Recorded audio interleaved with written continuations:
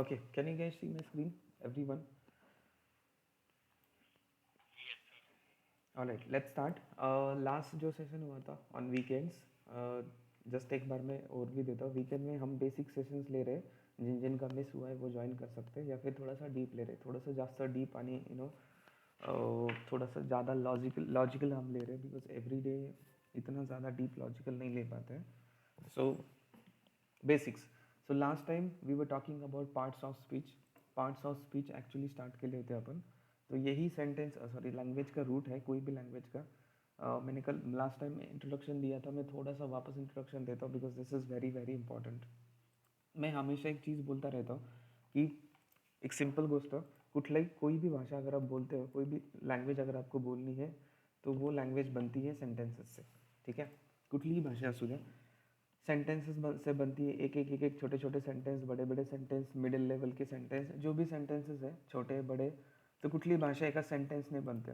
ठीक है, तो सेंटेंस पॉइंट हमारा भी बहुत इंपॉर्टेंट है. लेकिन सेंटेंस के थोड़ा ऊपर जाए तो सेंटेंस में क्या होते हैं, वर्ड्स होते हैं, शब्द, ज्याला अपन म्हणतो वर्ड्स. तो पार्ट्स ऑफ स्पीच में एक्चुअली हम यही देख रहे हैं, पार्ट्स ऑफ स्पीच. ठीक है, so but in detail logically कि what is parts of speech, what is sentence, I mean वो वर्ड सेंटेंस में कैसे है, किस तरीके से है. सो हे सगळं आपण ॲक्च्युली पार्ट्स ऑफ स्पीचमध्ये बघतोय. But this is the root of any language, sentence. तो अगर आपको सेंटेंस पता चल रहा है सेंटेंस में क्या क्या है, और अगर आप हर एक सेंटेंस करेक्ट बोलते हो तो आपकी भाषा बन जाती है. So this is very important. So parts of speech हम थोड़ा लॉजिकल देख रहे हैं. अब जैसा मैंने लास्ट टाइम बोला था, अगर किसी को पार्ट्स ऑफ स्पीच पूछा तो सारे रट्टा मारते हैं कि सर वहाँ इसमें 8 पार्ट्स ऑफ स्पीच है, जो मैंने यहाँ पे लिखे. Fine, no problem, 8 parts of speech आहे, बट नुसतं रट्टा मारून चालत नाही. मेरा पहला क्वेश्चन यही होता है कि ये एग्जैक्टली होते क्या है. So what is parts of speech. मैंने आपको लास्ट टाइम दो चीज़ों का आंसर दिया था, एक आहे व्हाट और एक आहे वाई. कि what is parts of speech exactly and why parts of speech. ऐसा नहीं कि लैंग्वेज है तो चलो रट्टा मारो और चल गया. नो, ऑलवेज थिंक लॉजिकली कि कोई भी कंसेप्ट होती है वो एग्जैक्टली होती क्या है, और सेकेंड पॉइंट वो क्यों आई है, या फिर हमें क्यों उसको स्टडी करना पड़ता है, क्यों हमारे दिमाग का फालतू का लोड बढ़ा है. अगर ये नहीं है तो नहीं चलेगा, या फिर का जबरदस्ती किंवा का ही गोष्ट शिकायची, ही स्टडी करायची, काहीतरी त्याच्यामागे लॉजिक असेल ना. So you have to understand that logic कि ये चीज़ होती क्या है और ये क्यों होती है. सो ये दोनों क्वेश्चंस के आंसर समझना बहुत ज़्यादा इंपॉर्टेंट है. ऐसा नहीं सर ने सिखाया चलो 8 पार्ट्स ऑफ स्पीच है, रट्टा मार दिया हमने भी और हो गया. नो, बिकॉज लॉजिकली अगर आप पढ़ोगे तो आपको बहुत सारी चीज़ें क्लियर होती है. भाषा भी लॉजिक से बनती है. मैंने आपको बहुत सारे एग्जाम्पल्स भी दिए थे. तो पार्ट्स ऑफ स्पीच मी सांगितलं होतं, इंट्रोडक्शन दिलं होतं, बट फिर से एक बार मैं बता देता हूँ, बिकॉज लॉन्ग सेशन हुआ था, लॉन्ग वीकेंड था, इसलिए मतलब लास्ट वीकेंड में सेशन नहीं होता. तो जैसा मैंने लास्ट टाइम आपको एग्जांपल दिया था, यहाँ पे मैंने एक सेंटेंस लिखा है. इधर एक सेंटेंस में ले शी इज़ गर्ल, ठीक है, या फिर he is eating right now, या फिर राम इज़ माई फ्रेंड. तो पार्ट्स ऑफ स्पीच पढ़ने से पहले जिनको पार्ट्स ऑफ स्पीच नहीं आते, या फिर जिनको पार्ट्स ऑफ स्पीच नहीं पता कि पार्ट्स ऑफ स्पीच होते क्या हैं, पार्ट्स ऑफ स्पीच कैसे बनते हैं, तो अगर मतलब वो पढ़ने से पहले अगर आप इस सेंटेंस में देखोगे, मैं आपको अभी दो तरीके से पढ़ाऊंगा. मतलब पार्ट्स ऑफ स्पीच पढ़ने से पहले ये सेंटेंस आपको क्या कैसे लग रहे हैं, और पार्ट्स ऑफ स्पीच पढ़ने के बाद ये सेंटेंस आपको कैसे लग रहे हैं. ठीक है, सो फॉर एक्झाम्पल हे जे तीन चार सेंटेंस मी इथं लिहिलेत, ये मेरे सेंटेंस. ठीक है, इसको सेंटेंस कहा जाता है, याला सेंटेंस बोललं जातं, राईट. हे सगळ्यांना माहिती आहे, याला अपन सेंटेंस म्हणतो. ठीक है, तो अगर आप ऊपर ऊपर देखोगे तो पहले तो मैं आपको पार्ट्स ऑफ स्पीच होता क्या है वो बता रहा हूँ, वर्ड का आपको आंसर दो. तो जिनको पार्ट्स ऑफ स्पीच नहीं आते, या फिर पार्ट्स ऑफ स्पीच पढ़ने से पहले ये सेंटेंस की तरफ अगर आप देखोगे, तो ये सिंपली एक शब्द, ये शब्द है. तो ये जो सेंटेंस है ये 3 शब्दों से मिलके बना है. हे मी सांगितलं होतं तुम्हाला, सेंटेंस हे शब्दांचं बनतं, वर्ड्स. तो ये सेंटेंस 3 शब्द से बना है, ये सेंटेंस 5 शब्द से बना है, और ये सेंटेंस 4 वर्ड्स है इसमें, राइट. अभी हम पार्ट्स ऑफ स्पीच नहीं पढ़े हैं. फॉर एग्जाम्पल ऐसा कंसिडर करो, बिना पार्ट्स ऑफ स्पीच से, पार्ट्स ऑफ स्पीच पढ़े आप सेंटेंस को किस नज़र से देखते हो, और पार्ट्स ऑफ स्पीच पढ़ने के बाद किस नज़र से देखते हो, या फिर पार्ट्स ऑफ स्पीच इंपॉर्टंट क्यों है. ठीक आहे, सो हे जे सेंटेन्स आहे याच्यामध्ये 3 शब्द आहेत, हे सेंटेन्स आहे याच्यामध्ये 5 शब्द आहेत, आणि याच्यामध्ये 4 शब्द आहेत. ठीक है, तो कोई भी सेंटेंस आप पकड़ो, ऑफकोर्स उसमें कुछ ना कुछ शब्द होते, 2 होंगे, 3 होंगे, 4 होंगे, 10 होंगे. आपका सेंटेंस कितना बड़ा है उसके ऊपर डिपेंड करता है, किती मोठं आहे किंवा किती छोटा आहे त्याच्यावर डिपेंड आहे. ठीक आहे, तो अब इंपॉर्टेंट पॉइंट की पार्ट्स ऑफ स्पीच होता क्या है, हम क्यों पढ़ते हैं, ठीक है। सो देखो ऊपर ऊपर देखा तो ये सिर्फ शब्द है, 3 शब्द है, 5 शब्द है, 4 शब्द है, ठीक है। लेकिन अब ये पार्ट्स ऑफ स्पीच होता क्या है, अगर मैं बोलूँ ये सेंटेंस 3 शब्दों का मिलके बना है, मतलब इसमें 3 पार्ट है. त्यालाच आपण 3 पार्ट म्हणतो, म्हणजेच हे सेंटेंस 3 पार्ट मध्ये डिवाइड केले, हे सेंटेंस 5 पार्ट मध्ये डिवाइड केले, तो आपके जितने वर्ड मतलब उतने उस सेंटेंस के पार्ट होते हैं. अब ये सेंटेंस में 4 वर्ड है, इसका मतलब 4 पार्ट्स. ठीक है, पहले तो ये समझ लो. म्हणजे कुठलाही सेंटेंस जे बनतं ते शब्दांचं बनतं, वर्ड्सचं बनतं, तो वो वर्ड्स मतलब वो उसके उतने पार्ट हो गए. अगर मेरे सेंटेंस में 10 वर्ड है तो उसके 10 पार्ट है. ठीक है, तो पहले तो हम ये समझ लेते हैं पार्ट्स ऑफ स्पीच होता क्या है, क्यों क्यों पढ़ते हैं उसका बाद में आंसर देंगे, लेकिन पार्ट्स ऑफ स्पीच होता क्या है वो समझ लो. सो आता हे जे सेंटेंस आहे याचे 3 पार्ट आहेत. हे सेंटेंस, ये जो सेंटेंस इसके 5 पार्ट है, इसके 4 पार्ट्स है, मतलब 4 वर्ड्स है. ठीक है, अभी जिनको इंग्लिश नहीं आती या फिर ऊपर ऊपर देखोगे तो हमारे लिए सिर्फ शब्द है. तो शी एक शब्द है, इज एक शब्द है, गर्ल एक शब्द है. ठीक है, म्हणजेच काय, वरती वरती जर बघितलं तो ये हमारे लिए सिर्फ शब्द है. मुझे इसके अंदर का कुछ नहीं पता बिकॉज मैंने अभी तक पार्ट्स ऑफ स्पीच पढ़ा नहीं है. बट हाँ, ऊपर ऊपर देखे या फिर जिनको किसी को इंग्लिश नहीं आती उनको पूछा तो वो बोलेंगे अरे अच्छा, एक शब्द है, 2 शब्द है, 3 शब्द है, 4 शब्द है, 5 शब्द है, म्हणजेच 5 वर्ड आहेत आणि 5 वर्डचं माझं सेंटेंस बनले. एकदम प्लेन सिंपल, जिनको बिल्कुल नहीं आता उनके लैंग्वेज में अगर हम देखें इसको, कोई भी सेंटेंस को, किसी भी सेंटेंस की तरफ अगर आप देखते हो, suppose for example I want you for wedding. अब ये सेंटेंस इसमें 1 2 3 4 5, इसमें भी अगेन 5 वर्ड्स है, तो इसके 5 पार्ट्स हो गए, म्हणजेच काय 5 पार्ट्स झाले.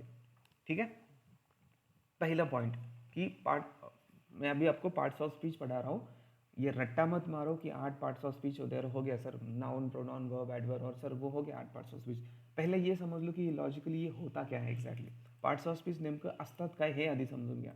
ठीक है, सो कुठलाही सेंटेंस भाषाचं एक रूट असतं, कोई भी भाषा का रूट होता है, वो रूट मतलब सेंटेंस. तो कोई भी भाषा जो बनती है वो सेंटेंस से बनती है, और सेंटेंस जो बनता है वो शब्दों से बनता है, वर्ड से बनता है. ठीक है, तो मैंने ये जो 3-4 सेंटेंस यहाँ पे लिखे, ये कुछ शब्द है उसमें, तो जितने शब्द उतने उसके पार्ट होते हैं. ठीक है, पहली बात ही समझ लो. अब पार्ट्स ऑफ स्पीच में हम क्या करते हैं पता है, हर एक वर्ड का हम इंट्रोडक्शन देखते हैं, हर एक वर्ड समझ लेते हैं हम कि वो क्या है एग्जैक्टली. तो बेसिकली ऊपर ऊपर में बोलूँ तो वो होता है पार्ट्स ऑफ स्पीच, कि पार्ट्स ऑफ स्पीच में हम हर एक शब्द का मीनिंग समझ लेते हैं, या फिर हर एक शब्द का आप ये बोलो कि रोल समझ लेते हैं. अब जैसे फॉर एग्जाम्पल जिनको नहीं पता वो क्या बोलेंगे, सर ये तो 3 वर्ड है, शी एक वर्ड है, इज एक वर्ड है, गर्ल एक वर्ड है, जिससे मेरा सेंटेंस बना है. याच्यामध्ये 5 शब्द आहेत किंवा 5 पार्ट आहेत आणि त्या 5 पार्टचं मिळून तो सेंटेंस बनला है. ठीक है, बट पार्ट्स ऑफ स्पीच में हम क्या देखते हैं एग्जैक्टली, पार्ट्स ऑफ स्पीच में हम हर एक हर एक वर्ड का म्हणजेच प्रत्येक शब्दाचं आपण मीनिंग बघतो, वो एग्जैक्टली है क्या. तो सीता एक शब्द है फॉर एग्जाम्पल, ईज एक शब्द है और गर्ल एक शब्द है. ठीक है, ये 3 अलग अलग टाइप के शब्द मैंने मेरे सेंटेंस में यूज़ किए. I make it red for example. ठीक है, तो जितने वर्ड्स उतने उसके पार्ट, पहले ये समझ लो. 3 words 3 part, 5 word 5 part, 4 words 4 part, या फिर 6 वर्ड 6 पार्ट. ठीक है, आता पार्ट्स ऑफ स्पीचमध्ये आपण काय करतो, प्रत्येक वर्डचं इंट्रोडक्शन बघतो. अब जैसे फॉर एग्जाम्पल कोई भी फैमिली होती है, मैंने आपको ये भी बोला था कि हर एक शब्द होता है ना, उसके रोल होते हैं. राइट, जैसे अभी किसी फैमिली में जाते हो तो आप वहाँ पे उनका इंट्रोडक्शन करा के लेते हो कि भाई उसके फादर कौन है, मदर कौन है, ब्रदर कौन है, सिस्टर कौन है. वो इंट्रोडक्शन क्यों कराते हैं, उसके पीछे का लॉजिक होता है. इंट्रोडक्शन आपण का करून घेतो, कुठल्याही नवीन लोकांना जेव्हा भेटतो किंवा नवीन फॅमिलीमध्ये जातो, या फिर जब लड़की शादी होकर नए फैमिली में जाती है वो उनका इंट्रोडक्शन करा देते हैं. इंट्रोडक्शन इसलिए किया जाता है कि वहाँ पे हमें हमारा रोल क्लियर होता है. रोल क्लियर मतलब कैसा, सपोज कंसिडर करो एक लड़की है जो शादी करके फैमिली में गई है, नए फैमिली में. तो जब उनका इंट्रोडक्शन होगा कि भाई ये अपने हस्बैंड के पापा हैं, ठीक है, या फिर ये मम्मी है फॉर एग्जाम्पल, ये सिस्टर है, ये ब्रदर है. तो ये इंट्रोडक्शन आपण का करून घेतो, इससे फिर हम उनके साथ वैसा बिहेव करते हैं. अब जैसे पापा है, ऑफकोर्स आपको एकदम प्रॉपर बिहेव करना पड़ेगा, आप बच्चों जैसा बिहेव उनके साथ नहीं कर सकते. राइट, मम्मी है तो थोड़ा बहुत मैनर जिसको बोलते हैं बिहेव करना पड़ेगा. तो रोल हमारे इससे हम इसलिए क्लियर कराते हैं ताकि हमें समझ में भी आए कि वो एग्जैक्टली इंसान है क्या, उसका काम क्या है, या फिर आप उसको बोल सकते हो उसका काम हमें समझ में आता है कि एग्जैक्टली उसका काम है क्या. ठीक है, या फिर रोल क्लियर होता है. सिस्टर है तो ऑफकोर्स काम या फिर उसका रोल क्या होगा, ब्रदर है उसका रोल क्या होगा. तो इंट्रोडक्शन अपन का करून घेतो प्रत्येक फॅमिलीच्या प्रत्येक मेंबरचं. तो ऐसा समझो ये सेंटेंस भी आपका मेंबर है. सॉरी, ये जो सेंटेंस में जो वर्ड है ना, हर एक वर्ड ये आपके सेंटेंस के मेंबर है. जैसे फैमिली में मदर, फादर, ब्रदर, सिस्टर ऐसा होता है, वैसे यहाँ पे भी ना ये समझो कि ये मेंबर है आपके सेंटेंस के. ठीक है, हे सगळे सेंटेन्सचे मेंबर असतात. मैं आपको लॉजिकली बता रहा हूँ कि पार्ट्स ऑफ स्पीच एग्जैक्टली क्या होता है. रट्टा मत मारो, नाउन है, प्रोनाउन है, बाकी जो हम बचपन में पढ़ते आ रहे हैं वैसा रट्टा मत मारो. हम teaching very logically. So this is my sentence. This sentence has 3 words, मतलब 3 पार्ट्स. तो एवरी पार्ट और every word is a member of that sentence. तो हर एक शब्द उस सेंटेंस का मेंबर है. ठीक है. तो पार्ट्स ऑफ स्पीच होता क्या है, हम उसमें हर एक मेंबर का इंट्रोडक्शन देखते हैं. ठीक है, हर एक मेंबर का इंट्रोडक्शन देखते हैं. अब इंट्रोडक्शन क्यों देखना है, ऑफकोर्स बिकॉज हर एक कोई भी शब्द होता है. अब जैसे सीता ये शब्द है, इसका कोई ना कोई रोल होगा, बराबर. ये कुछ ना कुछ होगा. रोल मतलब इसका कुछ ना कुछ मीनिंग होगा. अब रोल हम क्यों समझ लेते हैं, बिकॉज उससे हमें उसका मीनिंग क्लियर होता है या फिर उसका काम क्लियर होता है कि उस सेंटेंस में वो क्या काम करता है या फिर क्या फंक्शन करता है. This is very very important.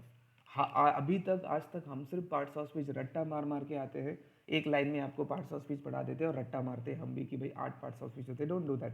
ठीक है, मी तुम्हाला प्रत्येक गोष्ट क्लियर आउट करतो लॉजिकली. तो हम रोल इसलिए क्लियर करते हैं बिकॉज हमें उसका काम समझ में आता है, उस वर्ड का, उस मेंबर का, या फिर उसका फंक्शन समझ में आता है कि वो एग्जैक्टली वो है क्या. ठीक है. तो पार्ट्स ऑफ स्पीच यही होता है. पार्ट्स ऑफ स्पीच में हम हर एक वर्ड का रोल या मीनिंग समझ लेते हैं या फिर उसका काम समझ लेते हैं. और वो रोल मतलब ये 8 लोग, वही रोल मतलब ये 8 लोग. जैसे कोई भी सेंटेंस है, उसमें कोई एक शब्द है, सपोज शी.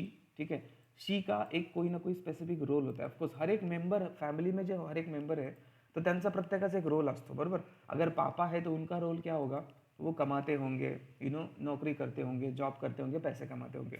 मम्मी है तो सपोज मम्मी भी आजकल कमाती है, बट अगर किसी के घर में मम्मी जो हाउसवाइफ है, तो हर एक का रोल होता है, हर एक का काम बटा हुआ होता है. म्हणजे प्रत्येकाचं काही ना काही काम असतं. सिस्टर है तो शायद स्कूल जाती होगी, सपोज ब्रदर है तो सिस्टर को सिस्टर का ख्याल रखना, ये वो थोडासा काइंड ऑफ. तो तसंच पार्ट्स ऑफ स्पीचमध्ये असं असतं की प्रत्येकाचे रोल असतात. मतलब नाउन का एक रोल होता है, प्रोनाउन का ये रोल होता है. और ये 8 पार्ट्स ऑफ स्पीच मतलब क्या, ये 8 रोल उनके. तो जैसा मैंने अभी बोला ना कि हम पार्ट्स ऑफ स्पीच में क्या करते हैं, उनका इंट्रोडक्शन समझ लेते हैं, उनका रोल समझ लेते हैं, और वही रोल मतलब ये 8 पार्ट्स ऑफ स्पीच.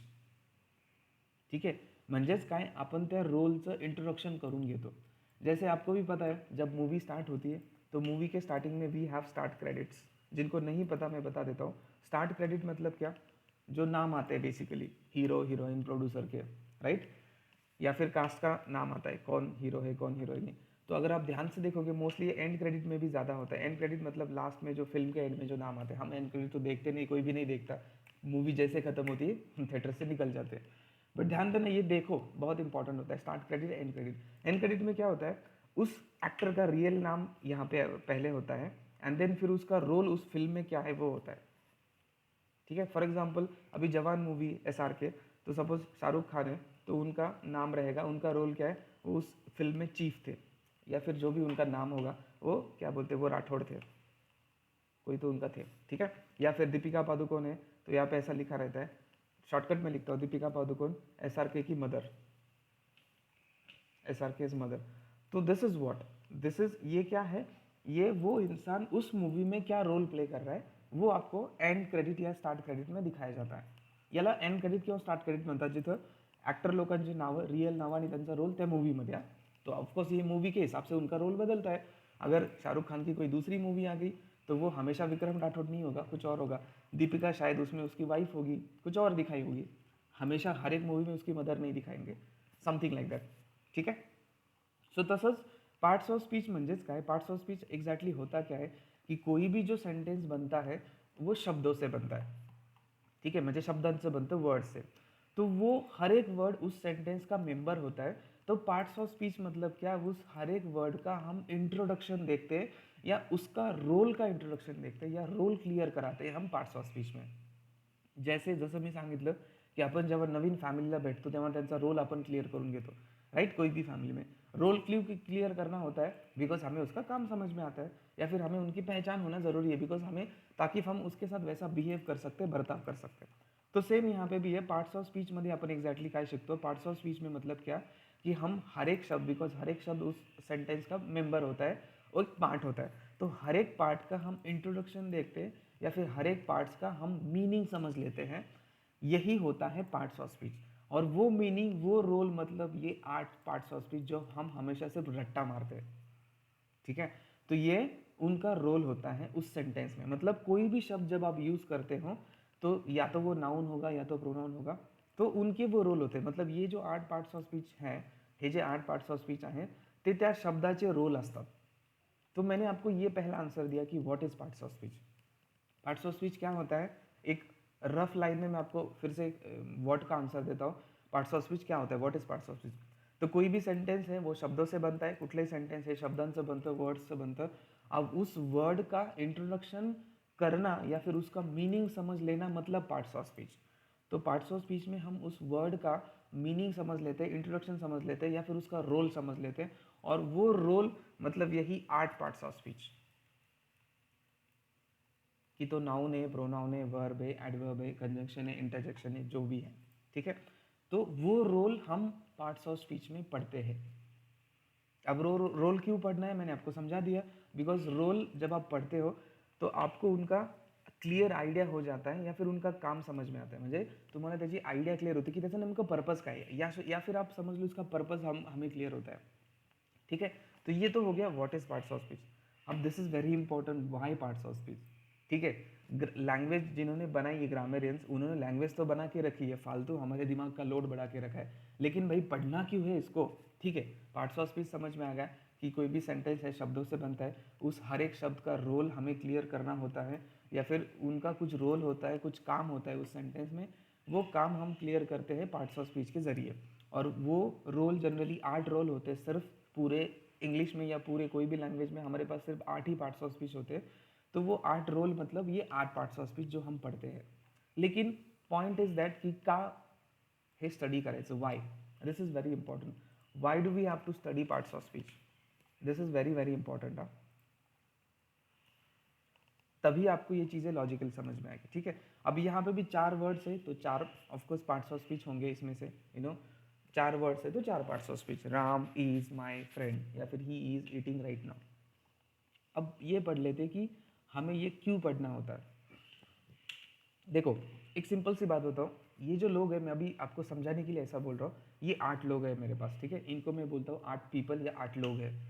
मतलब पार्ट्स ऑफ स्पीच मध्ये 8 पर्सन आहेत किंवा 8 लोग हैं, आप ऐसा बोलो। नाउन एक है, प्रोनाउन एक है, adjective, verb, adverb, preposition, conjunction और इंटरजेक्शन। अब इनको क्यों पढ़ना है वो समझ लो। देखो कोई भी जो सेंटेंस बनता है, मैंने बोला वो इन 8 पार्ट्स ऑफ स्पीच से बनता है। कोई भी सेंटेंस, आप दुनिया का इंग्लिश का कोई भी सेंटेंस कन्स्ट्रक्ट करोगे, कुठलंही सेंटेंस तुम्ही बनवा, या 8 लोकांचंच मिळून बनत असतं। मतलब क्या, कोई भी सेंटेंस आप बनाओ, इन 8 के अलावा आपका सेंटेंस नहीं बनेगा। कुठलंही सेंटेंस जेव्हा तुम्ही बनवता, ह्या 8 लोकांशिवाय बनत नहीं।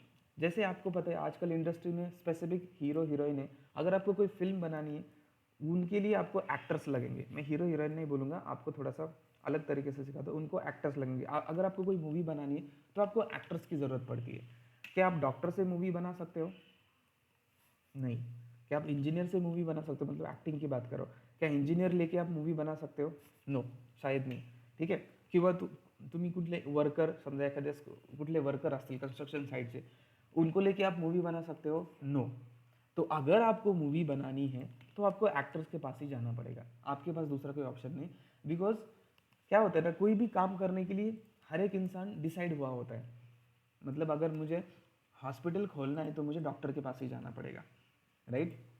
मुझे कोई सपोज कंपनी, आईटी कंपनी खोलनी है तो मुझे आईटी इंजीनियर्स के पास जाना पड़ेगा या फिर डेवलपर के पास जाना पड़ेगा, जैसे आपकी रिक्वायरमेंट है। कोई मुझे कंस्ट्रक्शन साइट बनानी है, कोई घर बनाना है तो मुझे वर्कर के पास जाना पड़ेगा, सिविल इंजीनियर जो भी है, समथिंग लाइक दैट।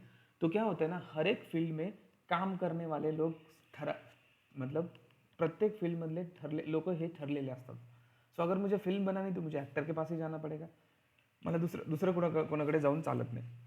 तो वैसे क्या है ना कि ये 8 जो लोग हैं ना, ये बड़े शाने, ये बड़े भाव खाते हैं। जैसे मुझे कोई सेंटेंस बनाना है ना, तो मुझे इन 8 लोगों के पास जाना पड़ता है। जैसे मैंने अभी बोला कि फिल्म बनानी है तो मुझे एक्टर्स के पास जाना पड़ेगा, डॉक्टर तो फिल्म नहीं बना सकते, वर्कर तो फिल्म नहीं बना सकते, मतलब फिल्म में एक्टिंग नहीं कर सकते। मुझे हॉस्पिटल खोलना है तो डॉक्टर के पास जाना पड़ेगा, मुझे कहीं घर बनाना है तो वर्कर के पास जाना पड़ेगा। वैसे ही मुझे कोई सेंटेंस बनाना है ना तो इन 8 लोगों के पास जाना पड़ता है। इसलिए ये देखो, पहली बात, अगर आपको लैंग्वेज बोलनी है तो आपको लगेंगे सेंटेंस, राइट।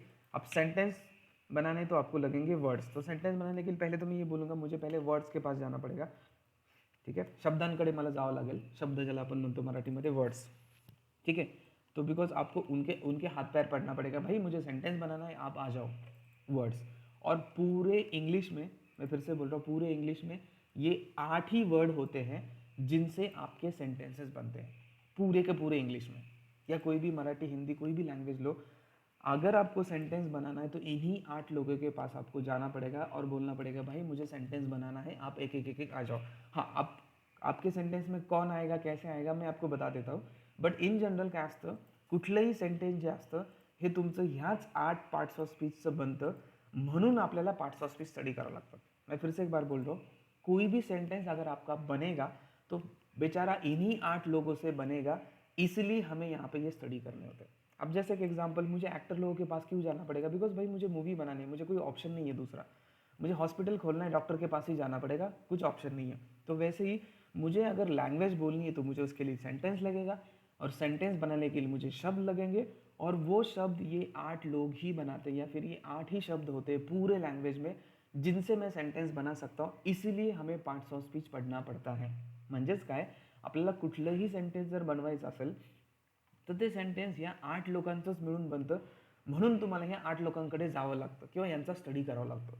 बिकॉज इनके बिना आपका सेंटेंस नहीं है, जैसे एक्टर्स के बिना मूवी नहीं है, तो एक्टर के पास आपको हाथ पैर मारने पड़ते हैं, डॉक्टर के पास आपको डॉक्टर के पास जाना पड़ता है, इंजीनियर के पास जाना पड़ता है, अगर आपको बंगला बनाना है तो वर्कर के पास जाना पड़ता है। वैसे ही आपको सेंटेंस बनाना है तो इनके पास आपको जाना पड़ेगा, और ये है सिर्फ 8, ठीक आहे। म्हणजेच काय, कुठलंही सेंटेन्स तुम्ही घ्या, मैं आपको प्रॅक्टिकली प्रूफ दिखा देता हूँ, डोंट वरी। कुठलंही सेंटेन्स तुम्ही घ्या, ते सेंटेन्स जर बनवायचं असेल तर तुम्हाला ह्याच लोकांकडे जावं लागतं, किंवा हे 8च लोक आहेत जे कुठल्याही टाईपचं सेंटेन्स बनवू शकतात, छोटं किंवा मोठं। मतलब पूरे इंग्लिश में सिर्फ ये 8 ही लोग हैं जो आपके सेंटेंसेस बना सकते हैं, कोई भी छोटा हो कोई भी बड़ा सेंटेंस हो, बस।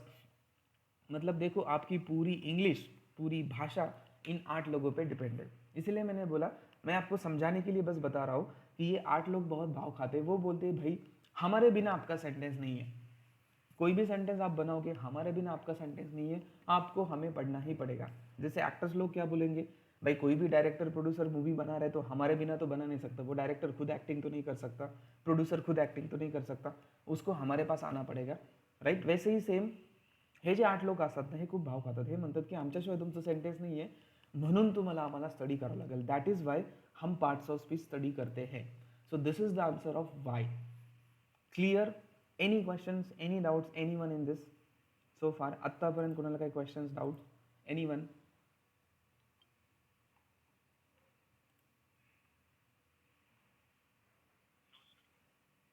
ठीक आहे, क्लियर आहे पार्ट्स ऑफ स्पीच काय असतात आणि पार्ट्स ऑफ स्पीच अपन का शिखतो? दो क्वेश्चन के आंसर तो मिल गए। मैं बहुत लॉजिकली पढ़ा रहा हूँ, एंड तक सेशन देखना, बहुत सारी चीज़ें आपको लॉजिकली पढ़ाऊंगा। क्लियर समजलं पार्ट्स ऑफ स्पीच काय असतात, आपण कसे बनवतो, किंवा सॉरी पार्ट्स ऑफ स्पीच का शिकतो? क्लियर झालं?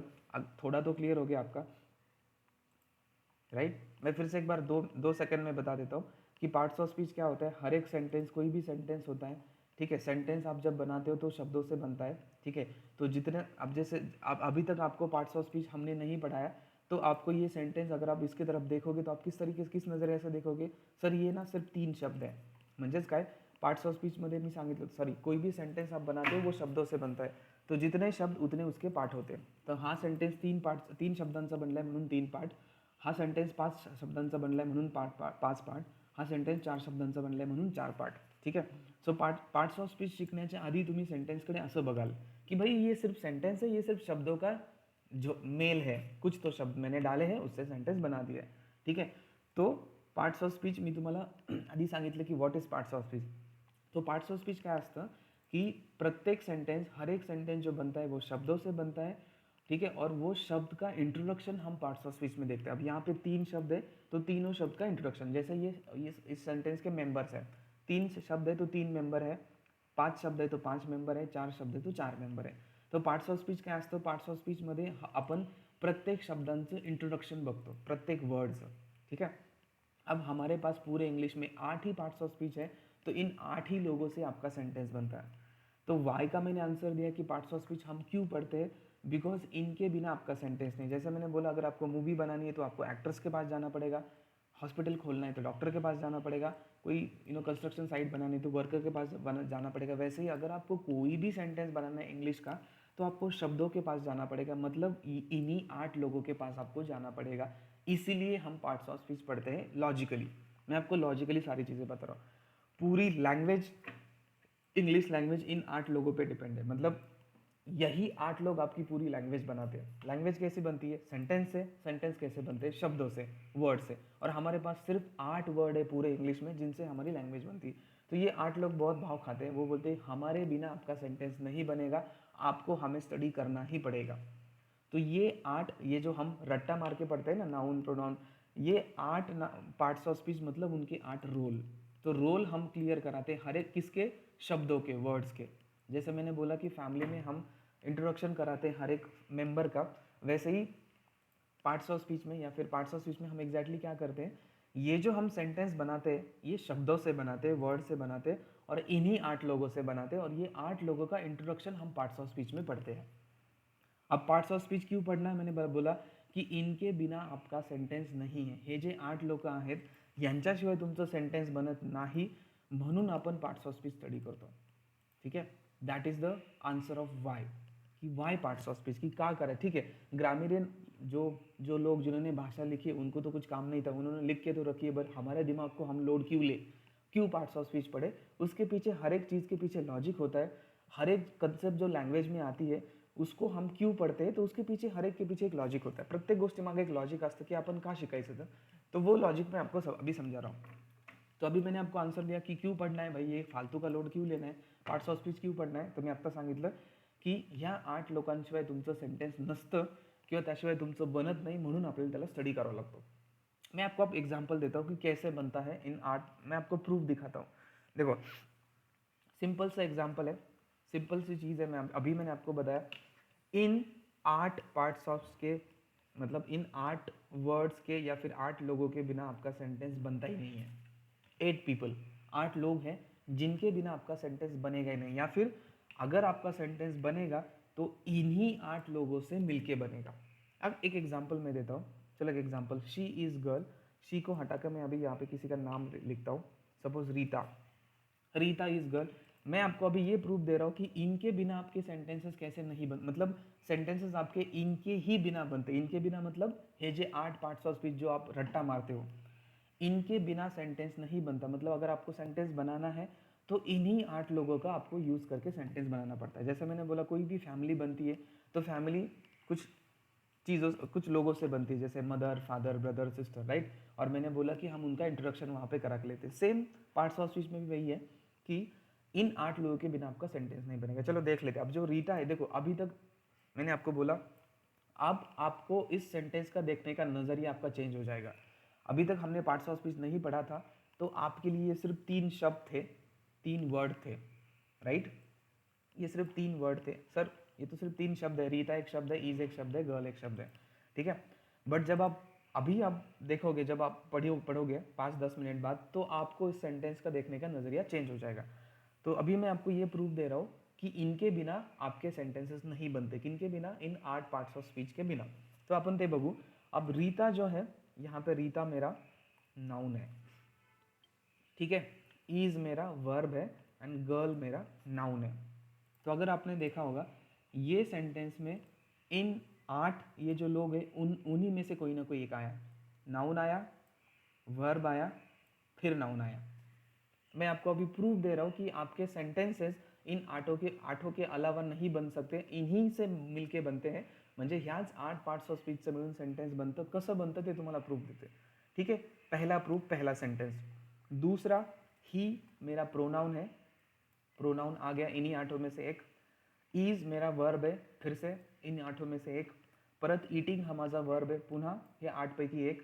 देन राइट, अब ये मेरा एडवर्ब है, ठीक है, एडवर्ब, ठीक है. अगेन राइट नाउ, ये दोनों एडवर्ब है, ठीक है. तो ये फिर से एक मेरा एडवर्ब है. मतलब क्या, एडवर्ब. सो देखा आपने, म्हणजे हे जे सेंटेन्स बनले हे सुद्धा त्या 8 लोकांचंच मिळून बनले. नेक्स्ट एग्जाम्पल लेते हैं, राम इज माई फ्रेंड. अब राम नाउन है, इज वर्ब है, उन्हीं 8 में से एक.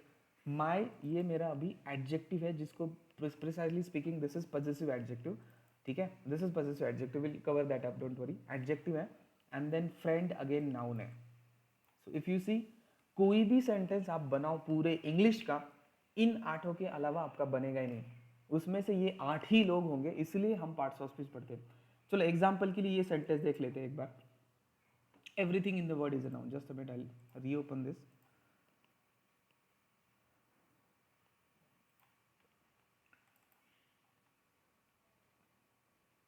मैं आपको अभी ये बता रहा हूँ की इन्हीं 8 से सेंटेन्सेस कैसे बनते, किंवा हे 8 लोग मिळून सेंटेन्स बनवतात. एक एग्जाम्पल के तौर पे यहाँ पे देख ले. देखो अब एवरीथिंग, एवरीथिंग मेरा प्रोनाउन है. इन प्रिपोजिशन है, जो हम अपन 6च्या लेक्चरमध्ये बघतोय. इन मेरा प्रिपोजिशन है. द आर्टिकल है, जिनको नहीं पता मैंने आर्टिकल पढ़ाया है. आर्टिकल हमेशा एडजेक्टिव होते हैं, बहुत सारे टीचर्स को नहीं पता. आर्टिकल ये एडजेक्टिव ही होते हैं. अब क्यों होते हैं, कैसे होते हैं, मैंने आर्टिकल के सेशन में कवर अप किया. जो हमारे पास 3 आर्टिकल है, वैसे तो 5 हैं अगर देखूँ तो. अ एंड द, एक दी भी होता है, इसी का प्रोनाउंसिएशन हम द करते हैं, कभी दी करते हैं. एंड एक नो आर्टिकल, जिसमें हम अननेसेसरी आर्टिकल लगाते हैं, बट नहीं लगाना चाहिए. वैसे तो 5 आर्टिकल है. आर्टिकल हमेशा एडजेक्टिव होते हैं. मी तुम्हाला एकदम लॉजिकली आर्टिकलच्या सेशनमध्ये क्लियर केले की ये बहुत सारे किताबों में नहीं लिखा, बहुत सारे टीचर्स को नहीं पता, बिकॉज हम आर्टिकल सेपरेट पढ़ते. बिकॉज होता है सर, कोई भी लोग बोलते हैं, बिकॉज अभी भी आप बोल सकते हो सर आपने तो बोला था कोई भी सेंटेंस इन्हीं 8 पार्ट्स ऑफ स्पीच में से बनता है. आप द तो आर्टिकल है, आप सर तो फंस गए. आर्टिकल कहाँ पार्ट्स ऑफ स्पीच में आता है सर, आर्टिकल तो इनसे इनके अलावा बना है. इसलिए मैं क्लियर आउट कर रहा हूँ, आर्टिकल ये एडजेक्टिव होते हैं, भले हम सेपरेट पढ़ते हैं. जरी आपण आर्टिकल हा टॉपिक वेगळा शिकत असलो तरी आर्टिकल हे ॲडजेक्टिव्ह असतात. का असतात, कसे असतात, मी लॉजिकली आर्टिकलच्या सेशनमध्ये शिकवले. सो डोंट से कि सर आप तो फंस गए, अभी आपने तो बोला था कि इन 8 लोगों के बिना सेंटेंस नहीं बनता. आर्टिकल भी तो होते हैं, वो भी तो सेंटेंस में आते हैं, वो तो इन 8 लोगों में से नहीं आया. बट ध्यान देना, आर्टिकल एडजेक्टिव होते हैं, ठीक है. मैं फिर से बोल रहा हूँ, आर्टिकल एडजेक्टिव होते. बहुत सारे ट्रेनर्स, बहुत सारे टीचर और बहुत सारे किताबों में ये नहीं मेंशन किया है, लेकिन आर्टिकल एडजेक्टिव होते हैं. सो द मेरा एडजेक्टिव है, मतलब इन्हीं 8 में से आ गया. वर्ड फिर से मेरा नाउन है, मतलब प्रोनाउन, प्रिपोजिशन, एडजेक्टिव, फिर से नाउन, इज, वर्ब, नाउन, फिर से अगेन नाउन है. मतलब देखा आपने, बघितलं, म्हणजे या 8 लोकांशिवाय तुमचं सेंटेन्स बनूच शकत नाही. म्हणून ह्या 8 लोकांना तुम्हाला स्टडी करावं लागतं. एक इन जनरल अलग वर्ड्स में मैंने बोला था कि ये 8 लोग बहुत भाव खाते हैं, बिकॉज इनके बिना आपका सेंटेंस नहीं है. तो कोई भी सेंटेंस आप बनाओ, इनके बिना तो आपका सेंटेंस बनेगा ही नहीं. Clear? Any question, any doubt, anyone so फार?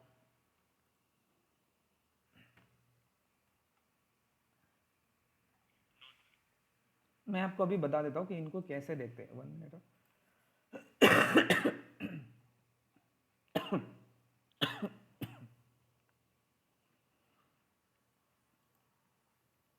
तो जब आप डिक्शनरी पढ़ते हो, जब तुम्हें डिक्शनरी पढ़ता, सी अभी आपको 2-3 चीज़ें समझ में आ गई कि मैंने तो वैसे सिखाया भी था. शुरुआत होती है अल्फ़ाबेट से, राइट, फिर शब्दों से, वर्ड्स, और फिर सेंटेंस, बिकॉज आपको भाषा बोलनी तो सेंटेंस इंपॉर्टेंट है, ठीक है.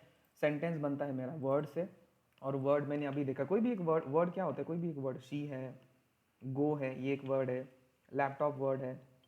वर्ड तो आप सबको पता है कि वर्ड होता क्या है एग्जैक्टली, ठीक है. उसके बाद कोई भी आप दूसरा एग्जांपल ले लो, बॉटल एक वर्ड है, इन वर्ड है, फॉर वर्ड है. तो ये सारे शब्द हैं, शब्दों से सेंटेंस बनता है और सेंटेंस से भाषा बनती है. और ये सारे शब्द है ना, ये इन्हीं 8 पार्ट्स ऑफ स्पीच में आते हैं. देखो आप इंग्लिश का या फिर कोई भी लँग्वेज का हो, लँग्वेज बाकी लँग्वेज में भी पार्ट्स ऑफ स्पीच होते. मराठीमध्ये शब्दांच्या जाती असतात. कुठलाही तुम्ही शब्द घ्या, तो शब्द या 8 पैकीच कुठला ना कुठला एक असतो. मतलब अभी यहाँ पे मैंने बॉटल लिखा है, तो बॉटल मेरा नाउन है. इन मेरा प्रिपोजिशन आहे, फॉर मेरा प्रिपोजिशन आहे, रोल मेरा नाउन आहे, समथिंग लाईक दॅट. म्हणजेच काय की कुठलाही शब्द तुम्ही इथं मला सांगा किंवा मांडा. सपोज फॉर एग्जाम्पल मैंने गेट ये शब्द लिखा है, गेट मेरा नाउन है, ठीक है. कोई भी एग्जाम्पल, ऑन प्रिपोजिशन है एग्जाम्पल के तौर में, एंड मेरा कंजंक्शन है. तो भाषा जो है ना, भाषा बहुत लॉजिकली बनी है. कोई भी शब्द आप यहाँ पे लिखो मेरे सामने, वो शब्द इन्हीं 8 में से कोई ना कोई एक होता है. जैसे अब एक बात बोलो, आपने अभी आपको फैमिलीज पता होती है, फैमिली में अभी फैमिली मेंबर से बनती है, ठीक है. कोई भी फैमिली होती है वो मेंबर से ही बनती है. वैसे कोई भी आप शब्द ले लो, ये इन्हीं 8 लोगों में से कोई ना कोई एक होता है. तो अभी मैं आपको बताऊंगा कि डिक्शनरी कैसे पढ़ते हैं. अब this is very very important. हम डिक्शनरी ऐसे ऊपर ऊपर पढ़ते हैं, मुझे पता है आप डिक्शनरी कैसे पढ़ते हो. तो जब आप कोई भी शब्द डिक्शनरी में डालते हो ना, तो डेफिनेटली उसका कोई ना कोई रोल होता है. रोल मतलब वही ये 8 पार्ट्स ऑफ स्पीच, या तो वो नाउन होगा, प्रोनाउन होगा. वो बिना रोल के तो आ ही नहीं सकता. ऐसा कोई वर्ड ही नहीं कि सर ये सपोज मैंने आपको एक वर्ड बोला, फॉर एग्जाम्पल सर बॉल ये वर्ड है, ये ना नाउन है, ना प्रोनाउन है, ना वर्ब है, ऐसा कभी होगा ही नहीं. हर एक शब्द होता है, बिकॉज शब्दों से ही सेंटेंस बनते हैं ना. तो उन्होंने क्या किया है, हर एक शब्द को कुछ ना कुछ रोल दिया है, और होता ही होता है. अब बॉल ये मेरा नाउन है, बिना रोल के वो तो हो ही नहीं सकता, ठीक आहे. म्हणजे असं होणारच नाही की एखादा शब्द तुम्ही मला दिलाय आणि सर हां याला काही रोलच नाही किंवा हां नाव ह्या पार्ट्स ऑफ स्पीचपैकी येत नाही. मतलब प्रत्येक शब्दाला काही ना काही रोल असतो, आणि तो रोल म्हणजे हेच 8. याच्या बाहेर त्याचा रोल कुठलाच नसणार आहे. सॉरी, एक और चीज़ बताना मैं भूल गया, वो पहले बता देता हूँ. अभी जैसे मैं बोला कि हर एक सेंटेंस इन्हीं 8 लोगों से मिलके बनता है, मैंने अभी बोला, इसलिए हम 8 पार्ट्स ऑफ स्पीच पढ़ते हैं. म्हणजे कुठलंही सेंटेंस हे 8 लोकांचं मिळून बनतं. हां, बट कंपल्सरी नहीं है कि ये आठों के आठों लोग उसमें आएंगे.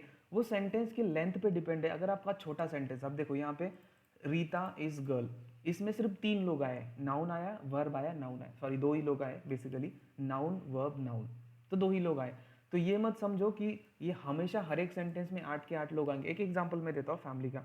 क्या हर एक फैमिली में 4 लोग होते हैं क्या? फादर, मदर, ब्रदर, सिस्टर, ऐसा होता है क्या? नो. या तो किसी फैमिली में सिस्टर नहीं होगी, या तो किसी फैमिली में ब्रदर नहीं होगा, या तो किसी फैमिली में सिस्टर 2 2 होगी, ब्रदर 3 3 होंगे, या फिर ब्रदर ही नहीं होगा. ऐसा मतलब ऐसा कंपल्सरी नहीं है कि हर एक जन उस हर एक फैमिली में होगा ही होगा. वैसे ही सेंटेंस जेव्हा तुम्ही यूज करता, सेंटेन्समध्ये असं कंपल्सरी नहीं कि 8 चे 8 लोग आले पाहिजे. अब देखो कंजंक्शन और इंटरजेक्शन हम बहुत कम यूज़ करते हैं, इसलिए आपने कभी लॉजिकली पता नहीं ऐसा देखा कि नहीं देखा, ये हम इसी सीक्वेंस में क्यों लिखते हैं, पहले नाउन लिखा, फिर प्रोनाउन लिखा, फिर एडजेक्टिव, फिर वर्ब, फिर adverb, preposition, conjunction, interjection.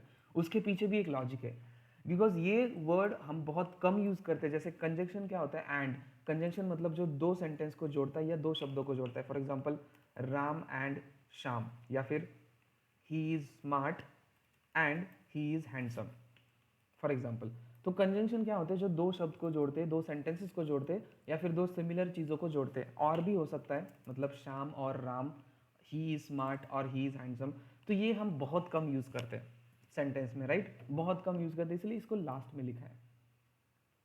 Interjection तो वो होता है, आपके एक्सप्रेशन होते हैं, wow, what a lovely day वगैरह, तो वो हम बहुत यूज़ करते हैं. जितने हम कम यूज़ करें इसलिए इनको लास्ट में रखा गया. जो ज़्यादा यूज़ करते हैं वो स्टार्टिंग में रखा गया. म्हणजेच काय, याला आपण कमी यूज करतो म्हणून हे आपण शेवटी शिकतो, हे आपण जास्त यूज करतो म्हणून हे असं. तो मैंने बोला ना, हर एक चीज़ के पीछे लॉजिक होता है. ये ग्रामरियन जिन्होंने भाषा लिखी है वो ऐसे ही पागल नहीं है, वो बहुत लॉजिक लगा के बहुत सारी चीज़ें उन्होंने लिखी है, ठीक है. तो मेरा पॉइंट ये था कि ज़रूरी नहीं कि हर एक सेंटेंस में ये 8 के 8 लोग होंगे. कुछ सेंटेंस में 2 ही लोग होते हैं, जैसे नाउन, प्रोनाउन, वर्ब 2 ही है, 3 ही है. तो ये मत समझना कि हर एक सेंटेंस में सर आपने पढ़ा है 8 पार्ट्स ऑफ स्पीच होते, तो इस सेंटेंस में वो 8 के 8 लोग तो आए नहीं, ठीक है ना. 2 लोग आ सकते हैं 8 में से, बट लेकिन वो 8 में से ही है ना. अब जैसे यहाँ पे नाउन आ गया, वर्ब आ गया, नाउन आ गया, वो उन्हीं 8 में से है ना. ज़रूरी नहीं कि सारे के सारे लोग आ जाए. जैसे फैमिली है, फैमिली ज़रूरी नहीं कि सारी फैमिली में मदर हो, फादर हो, ब्रदर हो, सिस्टर हो. लेकिन मैंने आपको एक चीज़ इनिशियली स्टार्टिंग में बोली थी, कोई भी सेंटेंस को सेंटेंस कहलाने के लिए या सेंटेंस बनाने के लिए हमें उसमें 2 शब्द लगते हैं, subject and verb. And subject में हमेशा नाउन या प्रोनाउन आते हैं, और वर्ब तो आपको पता है हेल्पिंग वर्ब या मेन वर्ब. तो इसका मतलब क्या, अब एक चीज़ मैं आपको बता देता हूँ. जैसे हर एक फैमिली में, चलो भले ज़रूरी नहीं कि हर एक लोग आएंगे, लेकिन 2 लोग तो फिक्स होते हैं, मदर एंड फादर, राइट. कोई भी फैमिली होती है, इनके बिना आपकी फैमिली नहीं बनती. तो ये 2 लोग हर एक फॅमिली में होते ही होते, कंपल्सरी. वैसे ही तसंच सेंटेन्समध्ये नाउन या प्रोनाउन एंड वर्ब, ये 2 लोग कंपल्सरी होंगे ही होंगे, बिकॉज उसके बिना तो आपका सेंटेंस नहीं बनता ना. मैंने आपको स्टार्टिंग में पढ़ाया था और ऑफलाईन सेशन में भी मैंने आपको ये लास्ट टाइम ये सेशन लिया था, हे सेशन घेतलं होतं की कुठल्याही सेंटेन्समध्ये मैंने आपको ऐसा लिखा था कि हीरो और हीरोइन होना चाहिए, राइट मतलब सब्जेक्ट और वर्ब होना चाहिए. और सब्जेक्ट में क्या क्या आता है, नाउन या प्रोनाउन. मतलब क्या, नाउन आणि वर्ब किंवा प्रोनाउन आणि वर्ब हा कंपल्सरी प्रत्येक सेंटेन्समध्ये असतात, म्हणजे असतातच. बिकॉज मैंने आपको बोला था ये कम से कम मिनिमम 2 शब्द किसी भी सेंटेंस में होने चाहिए. मैंने आपको लास्ट टाइम भी बोला था, सब्जेक्ट होना चाहिए, वर्ब होना चाहिए, तभी उस सेंटेंस को मीनिंग आता है या फिर वो मीनिंगफुल बन जाता है. इसका मतलब क्या, सब्जेक्ट और वर्ब अगर किसी भी सेंटेंस में होने चाहिए. मतलब क्या, सब्जेक्ट में हमेशा नाउन या प्रोनाउन आते हैं एंड आगे बचा हुआ वर्ब. इसका मतलब हर एक सेंटेंस में ये दो लोग कंपलसरी होंगे होंगे, नाउन वर्ब या प्रोनाउन वर्ब. देखो नाउन आ गया, वर्ब आ गया, रीता इज, ठीक है. देख लेते लॉजिकली, मतलब प्रूफ के साथ देख लेते. ही प्रोनाउन आ गया, वर्ब आ गया. राम फिर से नाउन आ गया, वर्ब आ गया. कोई भी एग्जांपल लिखो, राम लाइक सीता, राम नाउन आ गया, वर्ब आ गया. म्हणजेच काय, नाउन मतलब ये जो पहले 3 लोग हैं, नाउन प्रोनाउन और वर्ब, ये बहुत ज़्यादा इंपॉर्टेंट है बिकॉज ये हर एक सेंटेंस में आते ही आते हैं. बिकॉज इनके बिना आपका सेंटेंस नहीं बनता. या तो नाउन, यहाँ पे भी देखो प्रोनाउन है और इज मेरा वर्ब है. गेटिंग इट, समझ में आ रहा है थोड़ा सा logically. So parts of speech 8 है, 8 लोग हैं. इन 8 के बिना आपका सेंटेंस नहीं बनता, इसलिए आपको इनको पढ़ना पड़ता है. 8 में से ही लोग आते हैं. जब भी आप सेंटेंस बनाते हो इन 8 में से ही कोई ना कोई एक होता है, ठीक है. तो इसलिए हमें ये पार्ट्स ऑफ स्पीच पढ़ने पड़ते हैं. और ये 8 लोग मतलब क्या, उनके 8 रोल है. तो मैं अभी आपको डिक्शनरी का चीज़ बताने वाला था. म्हणजे तुम्ही डिक्शनरी कशी वाचता.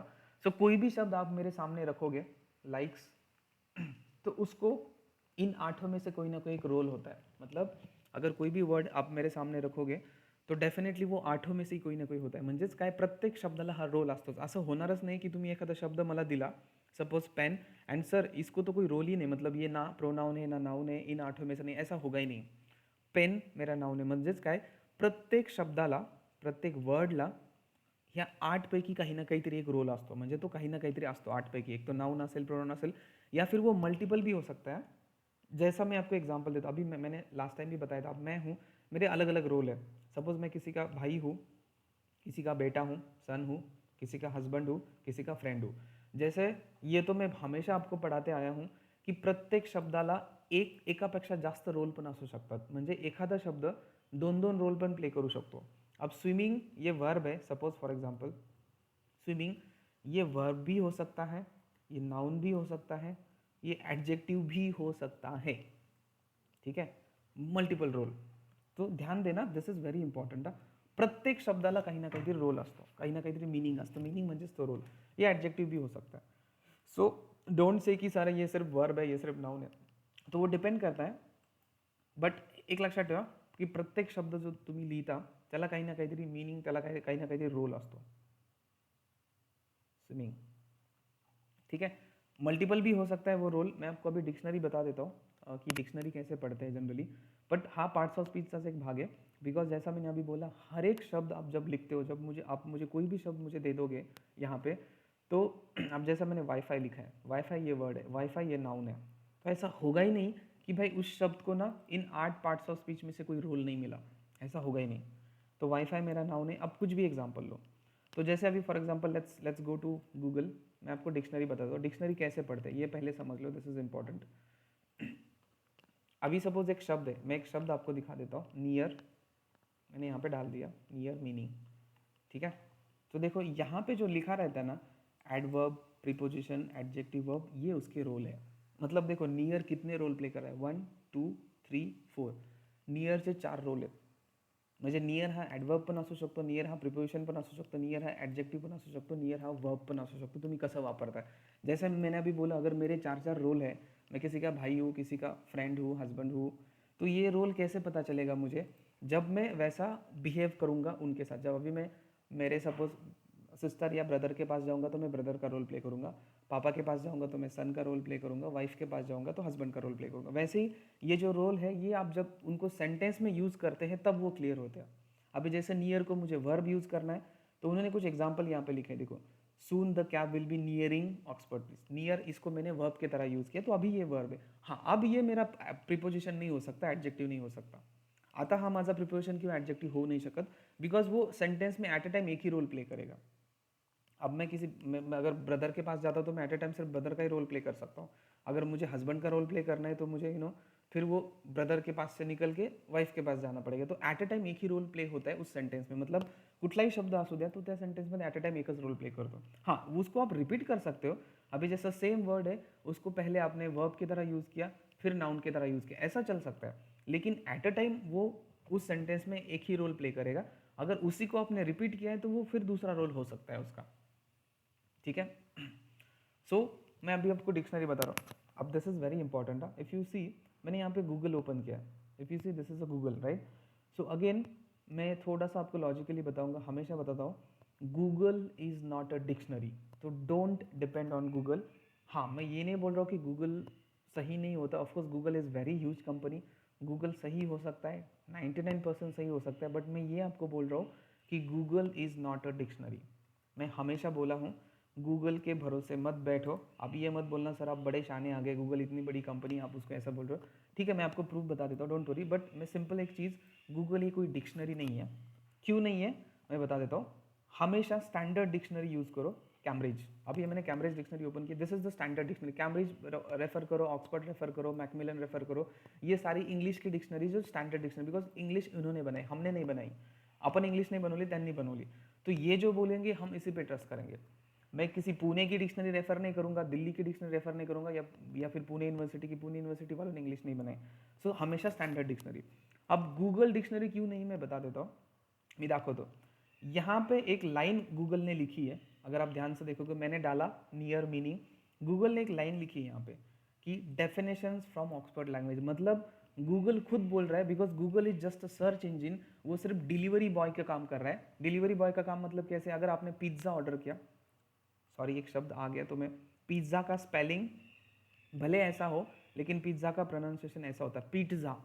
टी होता है उसमें, बिकॉज ये इटालियन टर्म है, तो उसका प्रोनाउंसिएशन हम पिज्ज़ा करते हैं ज, बट उसका प्रोनाउंसिएशन पिज्ज़ा होता है. ट आता, टी आता है उसमें, pizza. It's not pizza, it's pizza. ये वर्ड आया इसलिए मैं आपको बता रहा हूँ. ठीक है. तो सपोज आपने पिज्ज़ा ऑर्डर किया, तो अगर ऑर्डर लेट आ गई, या फिर अगर आपका पिज्ज़ा खराब हो गया या फिर खराब आ गया, तो आप वो डिलीवरी बॉय को नहीं डांटते. डिलीवरी बॉय का क्या करेगा, आपकी सिर्फ डिलीवरी देगा, राइट. तो गूगल डिलीवरी बॉय है. ठीक है. तो अब मुझे एक बात बताओ, सिंपल सिंपल चीज़ है. जेव्हा तुमचा पिझ्झा घरी येतो, pizza basically, pizza not pizza, T है इधर because it's a Italian word. So delivery में अगर आपको कोई ख़राब आ गया, या फिर आपने अमेजोन से कोई पार्सल मंगाया, तो अगर वो ख़राब आ गया तो आप डिलीवरी बॉय को नहीं बोलते, आप उस कंपनी को बोलते हो जिन्होंने वो भेजा है, जिनका वो प्रोडक्ट है, सॉरी, जिन्होंने वो भेजा नहीं, जिनका वो एक्चुअल प्रोडक्ट है. तो गूगल है, Google is not a dictionary. Google सिर्फ डिलीवरी बॉय की तरह काम करता है. Google is just a search engine.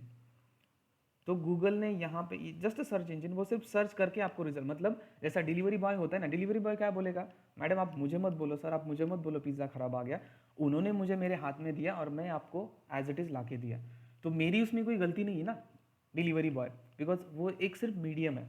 तसंच गूगल भी आपका सिर्फ एक मीडियम है, बिकॉज उसने खुद बोला है कि भाई मैंने ये जो रिजल्ट दिया है, ये रिजल्ट मैंने ऑक्सफोर्ड, हाँ ऑफकोर्स उसने स्टैंडर्ड डिक्शनरी से ही दिया है, I am not saying, but उसने खुद यहाँ पे लिखा है कि डेफिनेशंस फ्रॉम ऑक्सफोर्ड लैंग्वेज, और यहाँ पे उसने रिजल्ट कितने सेकंड में कितना रिजल्ट दिया है वो भी लिखा हुआ है. उसने इतना रिजल्ट दिया है, इतना इतना वेबसाइट्स, जो भी आपको जितना जिनको भी मैथमेटिक्स आता होगा, अब ये मुझे नहीं आता पढ़ना इतना बड़ा नंबर, बट 0.37 सेकंड में उसने इतने रिजल्ट दिए. लेकिन उसने क्या बोला है, रिजल्ट दिया है, सिर्फ result. So definitions from Oxford language, Google ने खुद लिखा है भाई कि मेरा ये खुद का जो नियर मैंने आपको दिया है, मैंने खुद खुद नहीं दिया है, मैंने कहीं से सर्च करके आपको रिजल्ट दिया है. तो because I am not the dictionary, Google is saying I am not dictionary, इसलिए बोल रहा हूँ कि don't rely completely on Google. Of course Google में गलती नहीं होती, 99%, 99.9999% गूगल करेक्ट होता है, बट थोड़ा 0.001% में कुछ चांसेस हो सकते हैं, या फिर गूगल के रिजल्ट में कुछ कॉन्फ्लिक्ट हो सकता है. इसलिए हमेशा don't depend on Google, because Google is not a dictionary. Again I'm saying Google is just a search engine, it is just a medium जो तुम्हाला फक्त रिझल्ट देते. गुगल हा डिक्शनरी नाही आहे, हा फक्त मीडियम आहे. आणि तो स्वतः सांगतोय बाबा मी ह्या ज्या डेफिनेशन्स दिल्यात हे ऑक्सफर्ड लँग्वेजमधनं दिल्यात किंवा कुठून तरी उचलून दिल्यात. ठीक है, ऑक्सफर्ड लैंग्वेज स्टैंडर्ड लैंग्वेज होती है, इसको भी आप रेफर कर सकते हो. बट उसने मेरा पॉइंट आप समझ लो कि this is just a medium, it is just a delivery boy, ये आपको प्रोडक्ट वहाँ से ला के सिर्फ दे रहा है आपके हाथ में। अब वो प्रोडक्ट फॉल्टी है, गलत है, उसमें गूगल की कोई गलती नहीं है, ठीक है। इसलिए बोल रहा हूँ गूगल पे डिपेंड मत रहो, ऑलवेज यूज स्टैंडर्ड डिक्शनरी, ठीक है। तो अगर आप यहाँ पे देखोगे तो इसके रोल होते हैं। अब जब डिक्शनरी पढ़ते हो तो ऑफकोर्स मैंने बोला ना, देखो एडवर्ब प्रिपोजिशन, तो यहाँ पे उसको एज अ एडवर्ब कैसे यूज़ किया गया है, एज अ प्रिपोजिशन कैसे यूज़ किया है, यहाँ पे वो लिखा रहेगा। अगर आप थोडा नीचे जाओगे, अजून तुम्ही थोडं खाली गेले, अजून थोडंसं वेगळं त्याच्या मीनिंग्स असतील। अब यहाँ पे एडजेक्टिव की तरह यूज़ किया, तो इसका मतलब ये नाउन के बारे में एक्स्ट्रा इन्फॉर्मेशन दे रहा है। नियरेस्ट पोस्ट ऑफिस, जिनका एडजेक्टिव है उनको समझ में आएगा। पोस्ट ऑफिस हा माझा नाउन आहे, त्याच्याबद्दल एक्स्ट्रा इन्फॉर्मेशन देते, हा माझा एडजेक्टिव झाला। मतलब क्या, मैं अभी आपको ये समझा रहा हूँ, हर एक शब्द का कुछ ना कुछ रोल होता है। ऐसा कभी होगा ही नहीं कि सर आपने मुझे कोई शब्द दिया और सर इसका कोई मीनिंग ही नहीं बनता। अब जैसे डिलीवरी, ये वर्ब है, या फिर ये नाउन भी हो सकता है अगर मैं नाउन के तौर पे यूज़ करूँ। अभी मैंने बोला आई हैव डिलीवर्ड, तो डिलीवर्ड अब यहाँ पे मेरा ये वर्ब है, मतलब इसका रोल है वर्ब, ठीक है। And I got my delivery, या फिर जो प्रेग्नेंट लेडीज़ वगैरह होती है ना, उनकी डिलीवरी हो जाती है, तो वहाँ पे उस सेंस में हम उसको एज अ नाउन की तरह ट्रीट करेंगे। म्हणजेच काय, प्रत्येक शब्द, प्रत्येक वर्डचा काही ना काहीतरी रोल असतो, आणि तो रोल म्हणजेच हे 8 पार्ट्स ऑफ स्पीच। रोल हा यांचा हाच असतो, काही ना काही याच्यापैकीच काही ना काहीतरी रोल असतो प्रत्येक शब्दाचा, हर एक वर्ड का। तो डिलीवरी यहाँ पे वर्ब है, बिकॉज मैंने वर्ब की तरह यूज़ किया, आई हैव डिलीवर्ड समथिंग, या फिर I have delivered my project, मैंने मेरे प्रोजेक्ट को डिलीवर किया। And I got my delivery, मेरी ऑर्डर आ गई। डिलीवरी मतलब क्या, इन शॉर्ट ऑर्डर।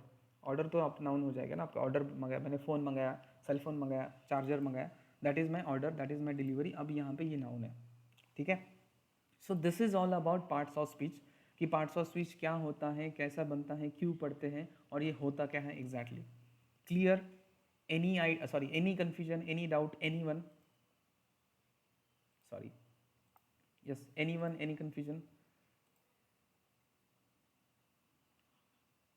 क्लियर है, लॉजिकली क्लियर हो गया। बहुत सारी चीज़ें मैं आपको बहुत लॉजिकली समझा रहा हूँ।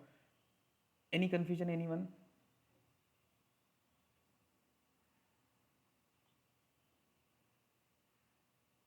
क्लियर? एटलीस्ट अब शायद आप रट्टा मार के तो नहीं पढ़ोगे ऑफकोर्स, बिकॉज मला माहिती है पार्ट्स ऑफ स्पीच, जर बिकॉज अभी मैं पढ़ा रहा हूँ, तो मैंने किसी को पूछा भाई पार्ट्स ऑफ स्पीच क्या होता है, मैंने उनको पूछा कि what is parts of speech, वो नहीं बताते, वो बोलते सर 8 पार्ट्स ऑफ स्पीच है, मैंने रट्टा मार के रखा है सर, नाउन प्रोनाउन वर्ब, उसको लगता है अरे मैं बहुत होशियार हो गया, अरे मुझे 8 पार्ट्स। मैंने क्वेश्चन पूछा कि what is parts of speech, होते क्या है, मुझे ये मत बोलो कि नाउन प्रोनाउन, वो एग्जैक्टली होते क्या है वो पहले समझ लो, ठीक है। तो पार्ट्स ऑफ स्पीच क्या होते हैं कि हर एक सेंटेंस जो बनता है आपका शब्दों से बनता है, उन शब्दों का इंट्रोडक्शन हम लेते हैं। वो 8 पार्ट्स ऑफ स्पीच मतलब वो 8 उनके रोल, जो हर एक सेंटेंस में जब शब्द आप लिखते हो, शब्द को सेंटेंस में डालते हो, तो वो उनके रोल में कन्वर्ट हो जाता है। जैसे अभी शाहरुख खान है फॉर एग्जाम्पल, राइट, आपको मूवी की तरह थोड़ा ईजी समझ में आएगा, बिकॉज मैं हमेशा मूवी का है वो इंसान बेसिकली, बट जब मैं उसको मूवी में डालूंगा, मतलब मूवी मतलब अपना सेंटेंस समझ लो, ठीक है। जब मैं उसको मूवी में डालूंगा तो ऑटोमेटिकली उसका क्या बन जाता है, रोल बन जाता है, राइट। एक्टर लोग बोलते हैं ना भाई मैं रोल में पूरा घुस जाता हूँ, मैं कैरेक्टर में पूरा घुस जाता हूँ। तो शाहरुख खान को मैंने किसी मूवी में डाल दिया, तो वो उसका क्या होगा, रोल बन जाएगा, मतलब कोई ना कोई रोल प्ले करेगा। वैसे ही किसी भी वर्ड को अगर मैं सेंटेंस में डालूंगा, तो डेफिनेटली उसका कोई ना कोई रोल बन जाता है, या फिर वो रोल प्ले करता है। और वो रोल मतलब यही 8 पार्ट्स ऑफ स्पीच, ये सिर्फ 8 ही रोल होते हैं पूरे लैंग्वेज में, पूरे इंग्लिश में, और इन 8 में से ही कोई ना कोई वो रोल प्ले करते हैं। अब मूवी में तो हज़ारों रोल हो सकते हैं, राइट, कुछ भी हो सकते हैं रोल, बट भाषा में तो 8 ही है।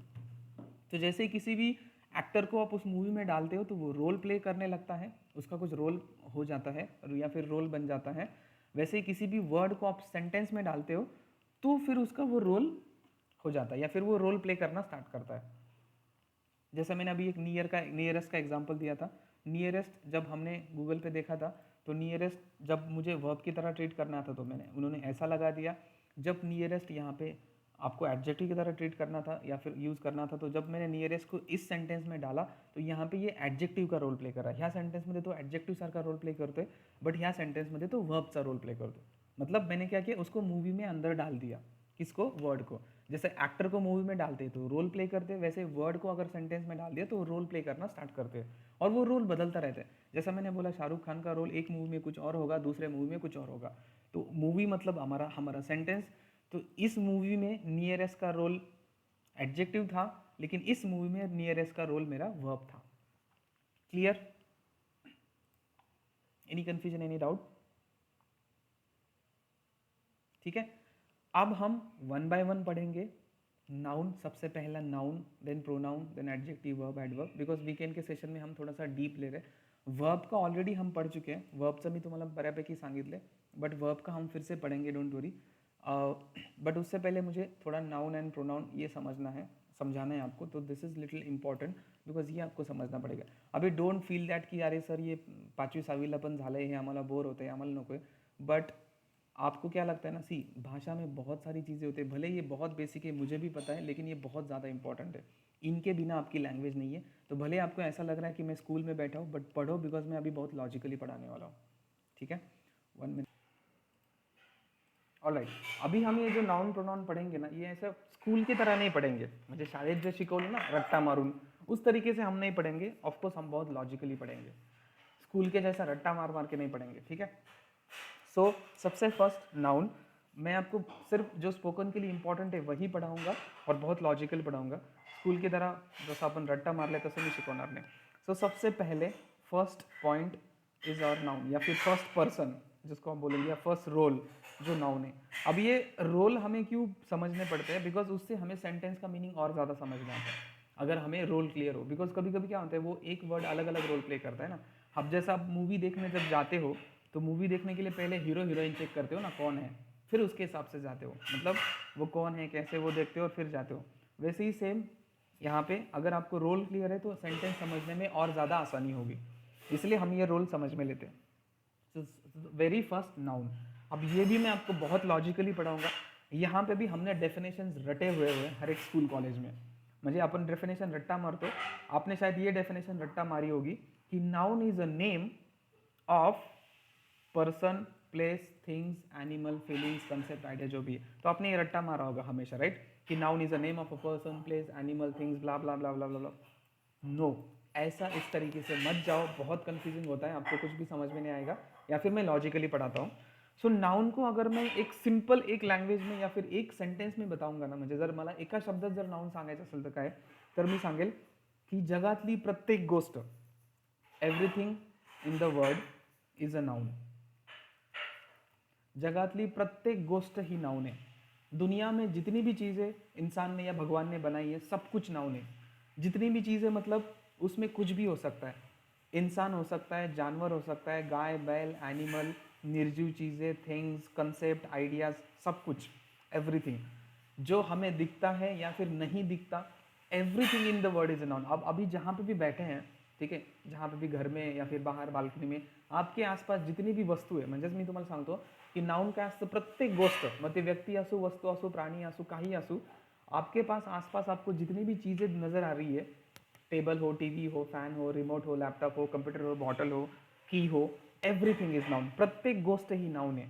तो फिर इसमें इंसान हो सकता है, एनिमल हो सकते हैं, निर्जीव चीज़ें हो सकती है, concept, ideas, feeling, everything in the world is a noun.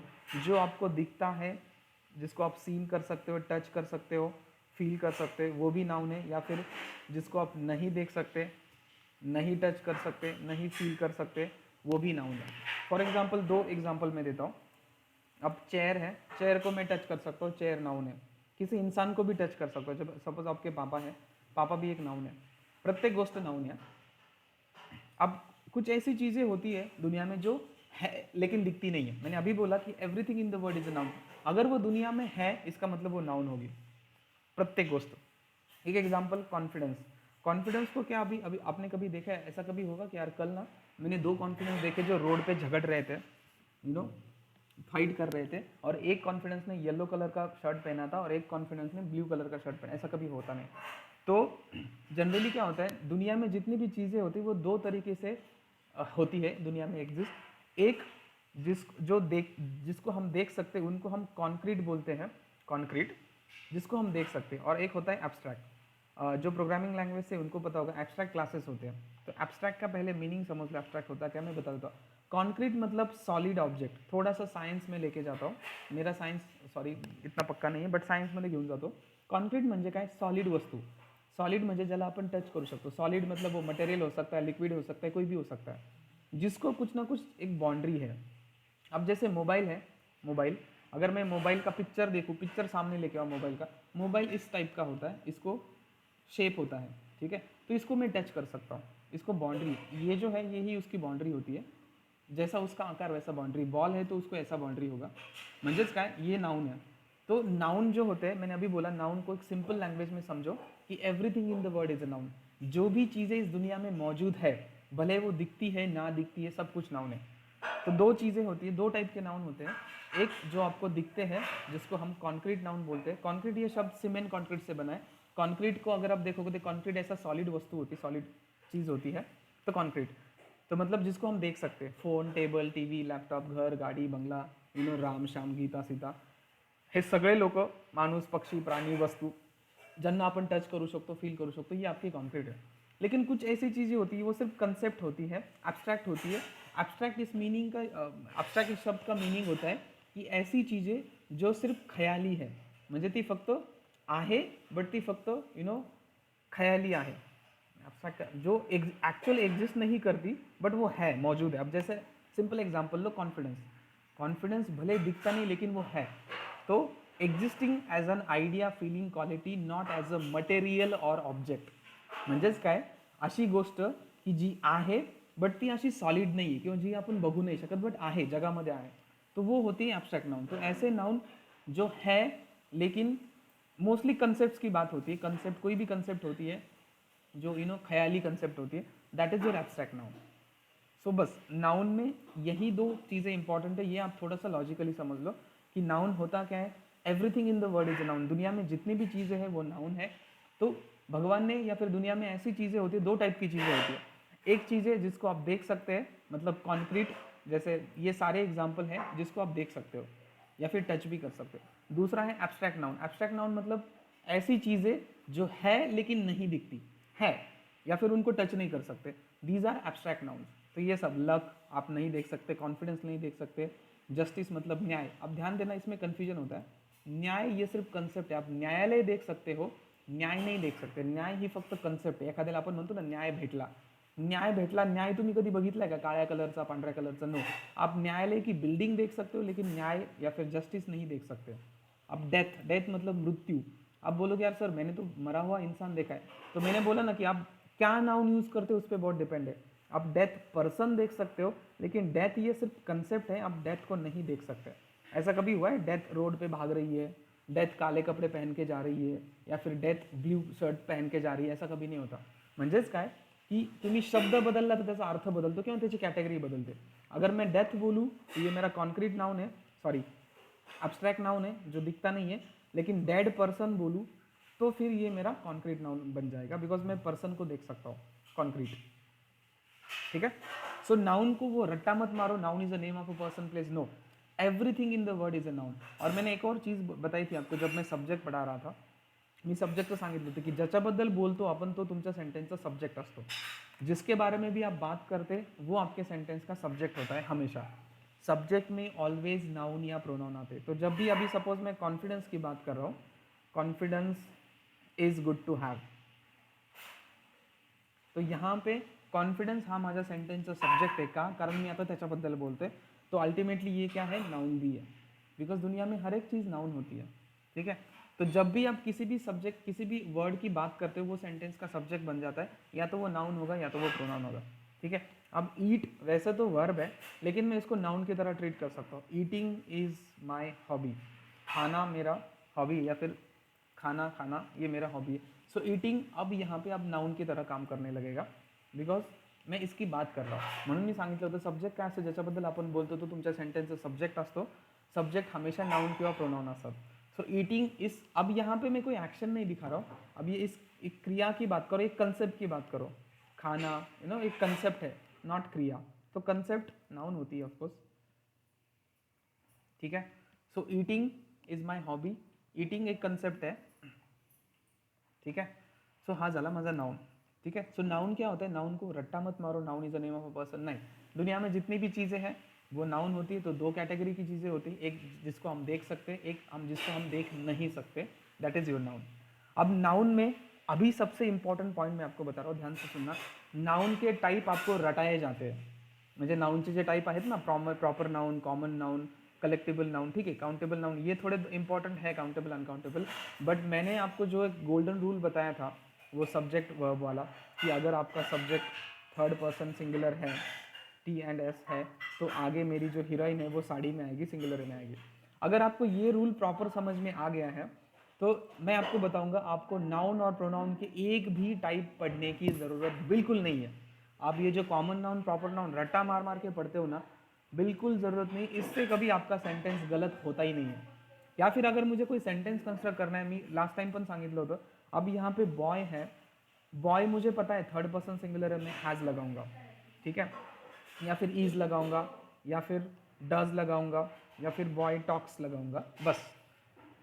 यहाँ पे राम मुझे पता है थर्ड पर्सन सिंगुलर है, थर्ड पर्सन सिंगुलर होने पे मेरी हीरोइन साड़ी पे आती है, सिंगुलर आती है, राम गोज लगा दिया, हो गया, मेरा सेंटेंस करेक्ट हो गया। क्या मैंने ये चेक किया कि बॉय मेरा कौन सा नाउन है, सिंगुलर नाउन है, सॉरी सिंगुलर मैंने चेक किया, सॉरी एब्स्ट्रैक्ट नाउन है, कॉन्क्रीट नाउन है, या फिर प्रॉपर नाउन है, कॉमन नाउन है, कलेक्टिबल नाउन है, काउंटेबल नाउन है? नो, मैंने कुछ भी नहीं चेक किया, मुझे सिर्फ इतना पता था। एक और एग्जांपल मैंने लास्ट टाइम ऑफलाइन सेशन में भी दिया था, समवन। आता मला माहिती आहे समवन हा थर्ड पर्सन पण आहे, समवन हा सिंग्युलर पण आहे, त्यामुळे पुढे येणारी जी हिरोईन असेल ती माझी सिंग्युलर असेल, समवन डज येईल किंवा समवन हैज़, समवन इज येईल, ठीक है। तो आपको ऑनेस्टली स्पीकिंग बिल्कुल ज़रूरत नहीं है ये आपको लोड लेने की। हाँ, अगर आपको नॉलेज बढ़ाना है तो पढ़ो कि प्रॉपर नाउन क्या होता है, कॉमन नाउन क्या होता है, but when it comes to speaking you don't have to study these bullshit things. I am sorry for this word, but बिल्कुल ज़रूरत नहीं है, बिकॉज मैंने बोला ना कि मैं आपको बहुत लॉजिकली पढ़ा रहा हूँ। मैं लाइफ में आप कभी ये चेक, जब आपको वर्ब लगाने की बारी आती है ना कि टॉक्स लगाओ या टॉक लगाओ, अब जैसे यहाँ पे बॉयज़ है तो मैंने टॉक लगा दिया, बिकॉज ये जो बॉयज़ है ये थर्ड पर्सन तो ये, बट ये सिंगुलर नहीं है, इसलिए मैं यहाँ पे सिंगुलर वर्ब, मतलब हीरोइन मेरी साड़ी में नहीं आएगी, सिंगुलर नहीं आएगी, बस। तो जब आप वर्ब लगाते हो तो वर्ब लगाने टाइम आप कभी ये चेक नहीं करते कि मेरा नाउन कॉमन नाउन है, प्रॉपर नाउन है, कलेक्टिबल नाउन है, इवन ये भी नहीं चेक करते कि भाई ये नाउन है कि प्रोनाउन है। बस मुझे इतना पता है ये मेरे सेंटेंस का सब्जेक्ट है। मैं लास्ट टाइम तुम्हाला सांगितलं सेंटेंसचा सब्जेक्ट है, हाँ, बस मुझे बस उसकी दो चीज़ें चेक करनी पड़ी, उसका नंबर चेक करना पड़ेगा सिंगुलर और प्लूरल, और उसका पर्सन चेक करना पड़ेगा कि first person, second person, third person. मुझे ये भी नहीं ज़रूरत कि भाई ये नाउन है कि प्रोनाउन है।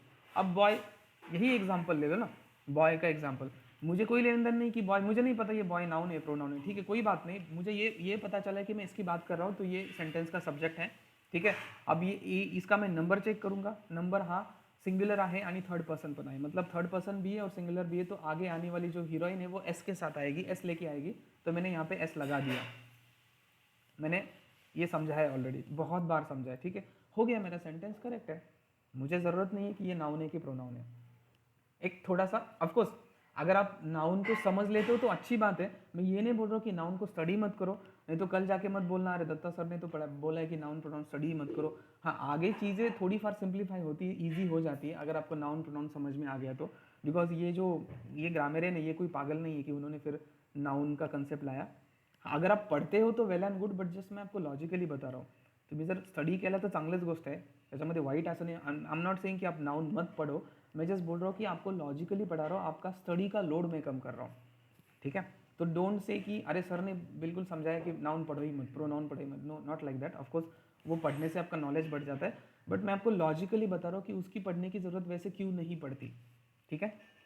सो नाउन समझ में, अब नाउन में क्या इंपॉर्टेंट है मैं बताता हूँ, जो बाकी के क्लासेस या फिर जो भी ट्रेडिशनल पढ़ाया जाता है उसको भूल जाओ कि नाउन के टाइप्स वगैरह। नाउन में आपको सिर्फ दो तीन चीज़ें पढ़नी पड़ती है। सबसे पहले नाउन का नंबर आपको पता होना चाहिए, विच इज़ सिंगुलर, ये बहुत ज़्यादा कन्फ्यूजिंग पॉइंट होता है, ये आपको नाउन का नंबर और पर्सन पता ही होना चाहिए। सॉरी, अभी नंबर की बात कर रहा हूँ, सिंगुलर और प्लूरल। अब क्यों पता होना चाहिए मैं आपको बता देता हूँ, उसके पीछे का रीज़न बता देता हूँ। हे तुम्हाला माहिती असलंच पाहिजे, बिकॉज अभी हमने ऊपर देखा कि उसके नंबर के हिसाब से भी मेरी हीरोइन चलती है, उसके पर्सन के हिसाब से भी मेरी हीरोइन चलती है, किसके, नाउन के, मतलब अगर वो सब्जेक्ट में यूज़ किया है तो। आता नंबर ओळखणं का महत्त्वाचं आहे, मी लास्ट टाइम एक एग्जाम्पल दिले होते, शायद मैंने आपको एग्जाम्पल दिया था क्राइटेरिया का, क्राइटेरिया, ठीक है। एंड अब देख एक एग्जाम्पल मैं देता हूँ, नंबर क्यों इंपॉर्टेंट है, बिकॉज अभी मैंने बोला कि उसके नंबर एंड पर्सन के हिसाब से हमारा आगे वर्ब। अब पर्सन पहचानना तो सबको इजी है, मैंने बहुत लॉजिकली पढ़ाया है, आई वी यू यू में से अगर वो नहीं है तो वो थर्ड पर्सन है, ठीक है। अभी मैं बता रहा हूँ कि नंबर पहचानना क्यों इंपॉर्टेंट है, मैं उसका आपको एक लॉजिकल एग्जांपल दे रहा हूँ। सपोज क्राइटेरिया ये शब्द है, मुझे इसके बारे में कुछ बोलना है या फिर इसको यूज करके एक सेंटेंस बनाना है. क्राइटेरिया हा माझा एक शब्द आहे, मला याचा यूज करून एक सेंटेंस बनवायचं. म्हणजे अगर मैं इसकी बात करूँ तो इसका मतलब ये क्या होगा, मेरे सेंटेंस का सब्जेक्ट होगा. अब क्राइटेरिया की बात करनी है, ठीक है. अब सेंटेंस का सब्जेक्ट होगा तो सेंटेंस में मुझे नंबर एंड पर्सन पहचानना बहुत जरूरी है, बिकॉज उसके हिसाब से मेरी हीरोइन लगेगी यहाँ पे. अब मैंने क्या किया, ऊपर ऊपर मैंने देखा, अच्छा क्राइटेरिया मेरा सब्जेक्ट है, हाँ माझा सब्जेक्ट है, ठीक है. हाँ थर्ड पर्सन है, ठीक है, थर्ड पर्सन सबको समझ में आता है, नॉट एन इशू. और ऊपर से ये मुझे दिखने के लिए तो सिंगुलर दिख रहा है, ठीक है. तो मैंने क्या किया, अरे सर ने बताया था थर्ड पर्सन सिंगुलर सब्जेक्ट है तो सिंगुलर वर्ब लगाओ, तो मैंने यहाँ पे ईज लगा दिया, मतलब हीरोइन मेरी साड़ी के साथ आ गई. यहाँ तक तो आई थिंक किसी को डाउट नहीं होना चाहिए, ये तो पढ़ा हुआ है हमने बहुत बार, ठीक है. मी काय केलं, देखो ध्यान से सुनना, नाउन के सिंगुलर प्लूरल पहचानना जरूरी क्यों है वो मैं आपको अभी पढ़ा रहा हूँ, ध्यान से सुनना, this is very important. Criteria इसकी बात कर रहा हूँ तो ये मेरा सेंटेन्स का सब्जेक्ट बन गया, सब्जेक्ट झाला माझा. आता सब्जेक्टनुसार माझी हिरोईन चालते, म्हणजे सब्जेक्टच्या नंबर आणि पर्सन होती, तो मी चेक केला, क्राइटेरिया मेरा थर्ड पर्सन है ऑफकोर्स, बिकॉज वो आई वी यू यू पैकी नहीं है, म्हणजे तो थर्ड पर्सन है, करेक्ट है. फिर मैंने देखा क्राइटेरिया सिंगुलर है, तो थर्ड पर्सन सिंगुलर सब्जेक्ट है, तो हीरोइन मेरी क्या आती है, एस के साथ आती है, मैंने सिंगुलर लगा दिया, तो क्राइटेरिया इज गुड. अब ध्यान देना, ये सेंटेंस मेरा कंप्लीटली रॉन्ग है, दिस इज एब्सोल्युटली रॉन्ग. क्यों रॉन्ग है, गलती यहाँ पे हो गई मेरी, मैंने पर्सन तो उसका पहचान लिया, ठीक है, आई वी यू यू में से नहीं है तो ये थर्ड पर्सन है, फाइन. लेकिन गाइज ये सिंगुलर नाउन नहीं है, this is not a singular noun. इसलिए मैं बोल रहा हूँ नाउन के बहुत बार हमें सिंगुलर प्लूरल पता ही नहीं होते. हम क्या करते हैं, सिर्फ स्पेलिंग देखते हैं. अभी जैसा स्पेलिंग मतलब कैसे, बॉय के एंड में एस नहीं है तो बॉय सिंगुलर है, बराबर है. गर्ल के एंड में एस नहीं है तो गर्ल सिंगुलर है, नॉट एन इशू. काउ के एंड में एस नहीं है तो काउ सिंगुलर है, राइट. अगर मैंने एस लगा दिया तो बॉयज मेरा प्लूरल है, गर्ल्स मेरा प्लूरल है, काउज मेरा प्लूरल है. तो वही हम यहाँ पे देखते हैं, अरे क्राइटेरिया है, उसके एंड में कुछ एस बीस नहीं लगा, जैसे क्राइटेरियाज वगैरह ऐसा कुछ नहीं, तो हम क्या सोचते हैं कि ये सिंगुलर है. This is absolutely wrong. Criteria is a plural noun, ठीक है. Criteria is not a singular noun, criteria मेरा प्लूरल नाउन है, उसका सिंगुलर जो है वो क्राइटेरियम होता है. बिकॉज ये सारे वर्ड जो है, ये बहुत सारे वर्ड अदर लैंग्वेज से लिए गए हैं, लैटिन लैंग्वेज से, तो इनके सिंगुलर प्लूरल अलग अलग पढ़ते हैं. सेम एग्जाम्पल बैक्टीरिया, अगर आप बैक्टीरिया की एग्जाम्पल देखोगे, बैक्टीरिया दिखने के लिए तो सर सिंगुलर दिख रहा है, तो आप क्या बोलोगे, बैक्टीरिया इज बोलोगे या बैक्टीरिया हैज बोलोगे, जो एब्सोल्युटली रॉन्ग है. बैक्टीरिया ये मेरा सिंगुलर नाउन नहीं है, ये मेरा प्लूरल नाउन है, उसका सिंगुलर बैक्टीरियम होता है. सारे के सारे लॅटिन वर्ड्स है, ठीक है. म्हणून तुम्हाला नाउनचं सिंगुलर प्लुरल माहिती पाहिजे. अब ये सेंटेंस रॉन्ग क्यों है, ये मेरा सब्जेक्ट थर्ड पर्सन तो है, लेकिन ये सिंगुलर नहीं है, इट इज नॉट सिंगुलर. तो यहाँ पे मुझे इज मतलब मेरी हीरोइन विदाउट एस आएगी, मतलब प्लूरल आएगी. यहाँ पे क्राइटेरिया आर गुड ऐसा आपको बोलना पड़ेगा. अगर आपने किसी को पूछा what is the criteria of this exam, कोई भी एग्जाम होती है उसका क्राइटेरिया क्या है, what is the criteria of exam, ये भी सेंटेंस गलत है, बिकॉज इसने माइक्रोसॉफ्ट वर्ड ने भी यहाँ पे एरर दिया. क्राइटेरिया मेरा प्लूरल नाउन है, व्हाट आर द क्राइटेरिया. मैंने बोला ना हीरोइन मेरी हीरो के हिसाब से चलती है, ये शादी वाला मैं आपको बहुत बार एक्सप्लेन कर चुका हूँ. तर इथं क्राइटेरिया हा माझा प्लूरल नाउन है, म्हणून मला इथं प्लूरल वर्ब, मतलब क्या, मेरा हीरोइन सिंगुलर कब है, हाँ यहाँ पे अगर मैं क्राइटेरियम लिखता, क्राइटेरियम, तो फिर ठीक है. हा जो माझा सब्जेक्ट आहे क्राइटेरियम, हा थर्ड पर्सन पण आहे, पुन्हा सिंगुलर पण आहे, म्हणजे माझी हिरोइन काय येणार, सिंगुलर येणार, एस लावून येणार. बिकॉज हे मी तुम्हाला सांगितलं, जब भी आपका सब्जेक्ट थर्ड पर्सन सिंगुलर होता है, आपकी हीरोइन सिंगुलर आती है, एस के साथ आती है, एस ला घेऊन येते. सो अब यहाँ पे ये मेरा सेंटेंस सही है. लेकिन अगर मैं ऐसा बोलूँ क्राइटेरिया इज गुड, तो this is wrong, this is गलत. वाई गलत, बिकॉज ये थर्ड पर्सन तो है लेकिन ये सिंगुलर नहीं, इसीलिए आपको आपके नाउन के सिंगुलर प्लूरल पता होने चाहिए. अब एक नाउन ऐसा है शिप, इसका सिंगुलर भी शिप होता है, प्लूरल भी शिप होता है. डियर ऐसा नाउन है जिसका सिंगुलर भी डियर होता है, प्लूरल भी डियर होता है, दोनों सेम है. तो इसके भरोसे मत बैठो बॉयज गर्ल्स और काउज के भरोसे कि एस लगा दिया तो वो प्लूरल बन जाता है. नाउन की बात कर रहा हूँ मैं, वर्ब की बात नहीं कर रहा हूँ, और बिना एस के सिंगुलर होता है, इसके भरोसे मत बैठो. हाँ इंग्लिश में 70% ऐसा फॉलो होता है, आई नो, कि जब हम एस लगाते हैं किसी भी नाउन के एंड में, जेव्हा अपन शेवटी एस लावतो तो वो प्लूरल फॉर्म में चला जाता है. लेकिन हमेशा ऐसा नहीं है, आपके पास ऊपर एग्जाम्पल हैं, ठीक आहे. अभी कॅक्टस ज्याला आपण, ये मैं हमेशा एग्जांपल देता रहता हूँ, कॅक्टस ज्याला आपण निवडुंगाचं झाड म्हणतो. कॅक्टस एक पेड़ होता है जिसको कांटे वगैरह होते हैं, जो वो इसमें आता है, वाळवंट ज्याला अपन म्हणतो, वो डेजर्ट एरिया में आता है. तो कैक्टस जो है, कैक्टस का प्लूरल कैक्टसेस नहीं है, इसका प्लूरल कैक्टाई है. Cacti, not cacti, cacti. ठीक है. सो इसीलिए आपको आपके नाउन के सिंगुलर प्लूरल पता होने चाहिए, नहीं तो फिर आगे आपकी हीरोइन गलत जा सकती है. हीरोइन गलत गई तो आपका वर्ब सेंटेंस पूरा गलत जा सकता है. So this is very important. Criteria are good, और क्राइटेरिया यहाँ पे अगर लिखना है तो क्राइटेरिया हैव आएगा, आणि यहाँ पे क्राइटेरियम हैज़ आएगा. हैज़ का आला because third person singular subject है. माझी हिरोइन एस सोबत येते, साडी सोबत येते, सिंगुलर येते. यहाँ पे मेरा जो सब्जेक्ट है वो थर्ड पर्सन है लेकिन सिंगुलर नहीं है, तो ये हीरोइन मेरी एस के साथ साड़ी में नहीं आएगी. Clear? Is that clear? Any questions, any doubts, anyone so फार?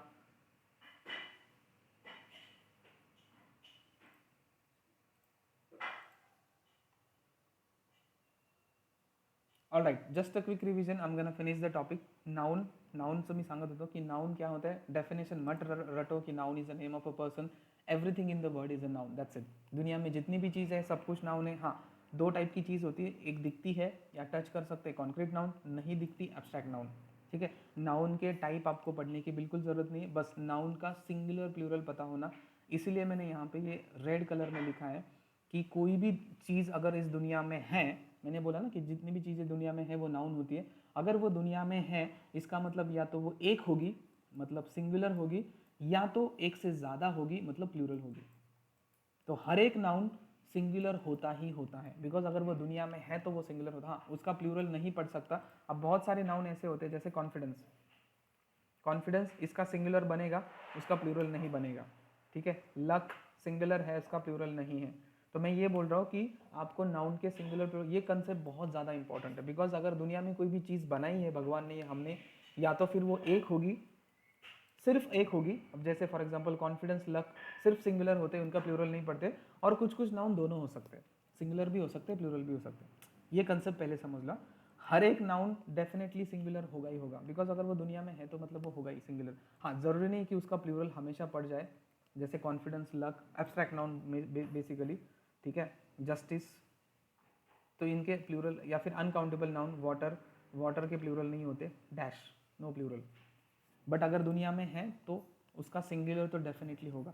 तो this concept is very important in noun. Noun का टाइप आपको नहीं समझ में आए तो भी चलेगा, लेकिन आपको सिंगुलर प्लूरल पहचानना बहुत ज़रूरी है. क्यों ज़रूरी है? मैंने ऊपर आपको क्राइटेरिया के हिसाब से एक एग्जाम्पल दिया था, आपको शायद समझ में आ जाएगा ये वाला. ठीक है. क्लियर?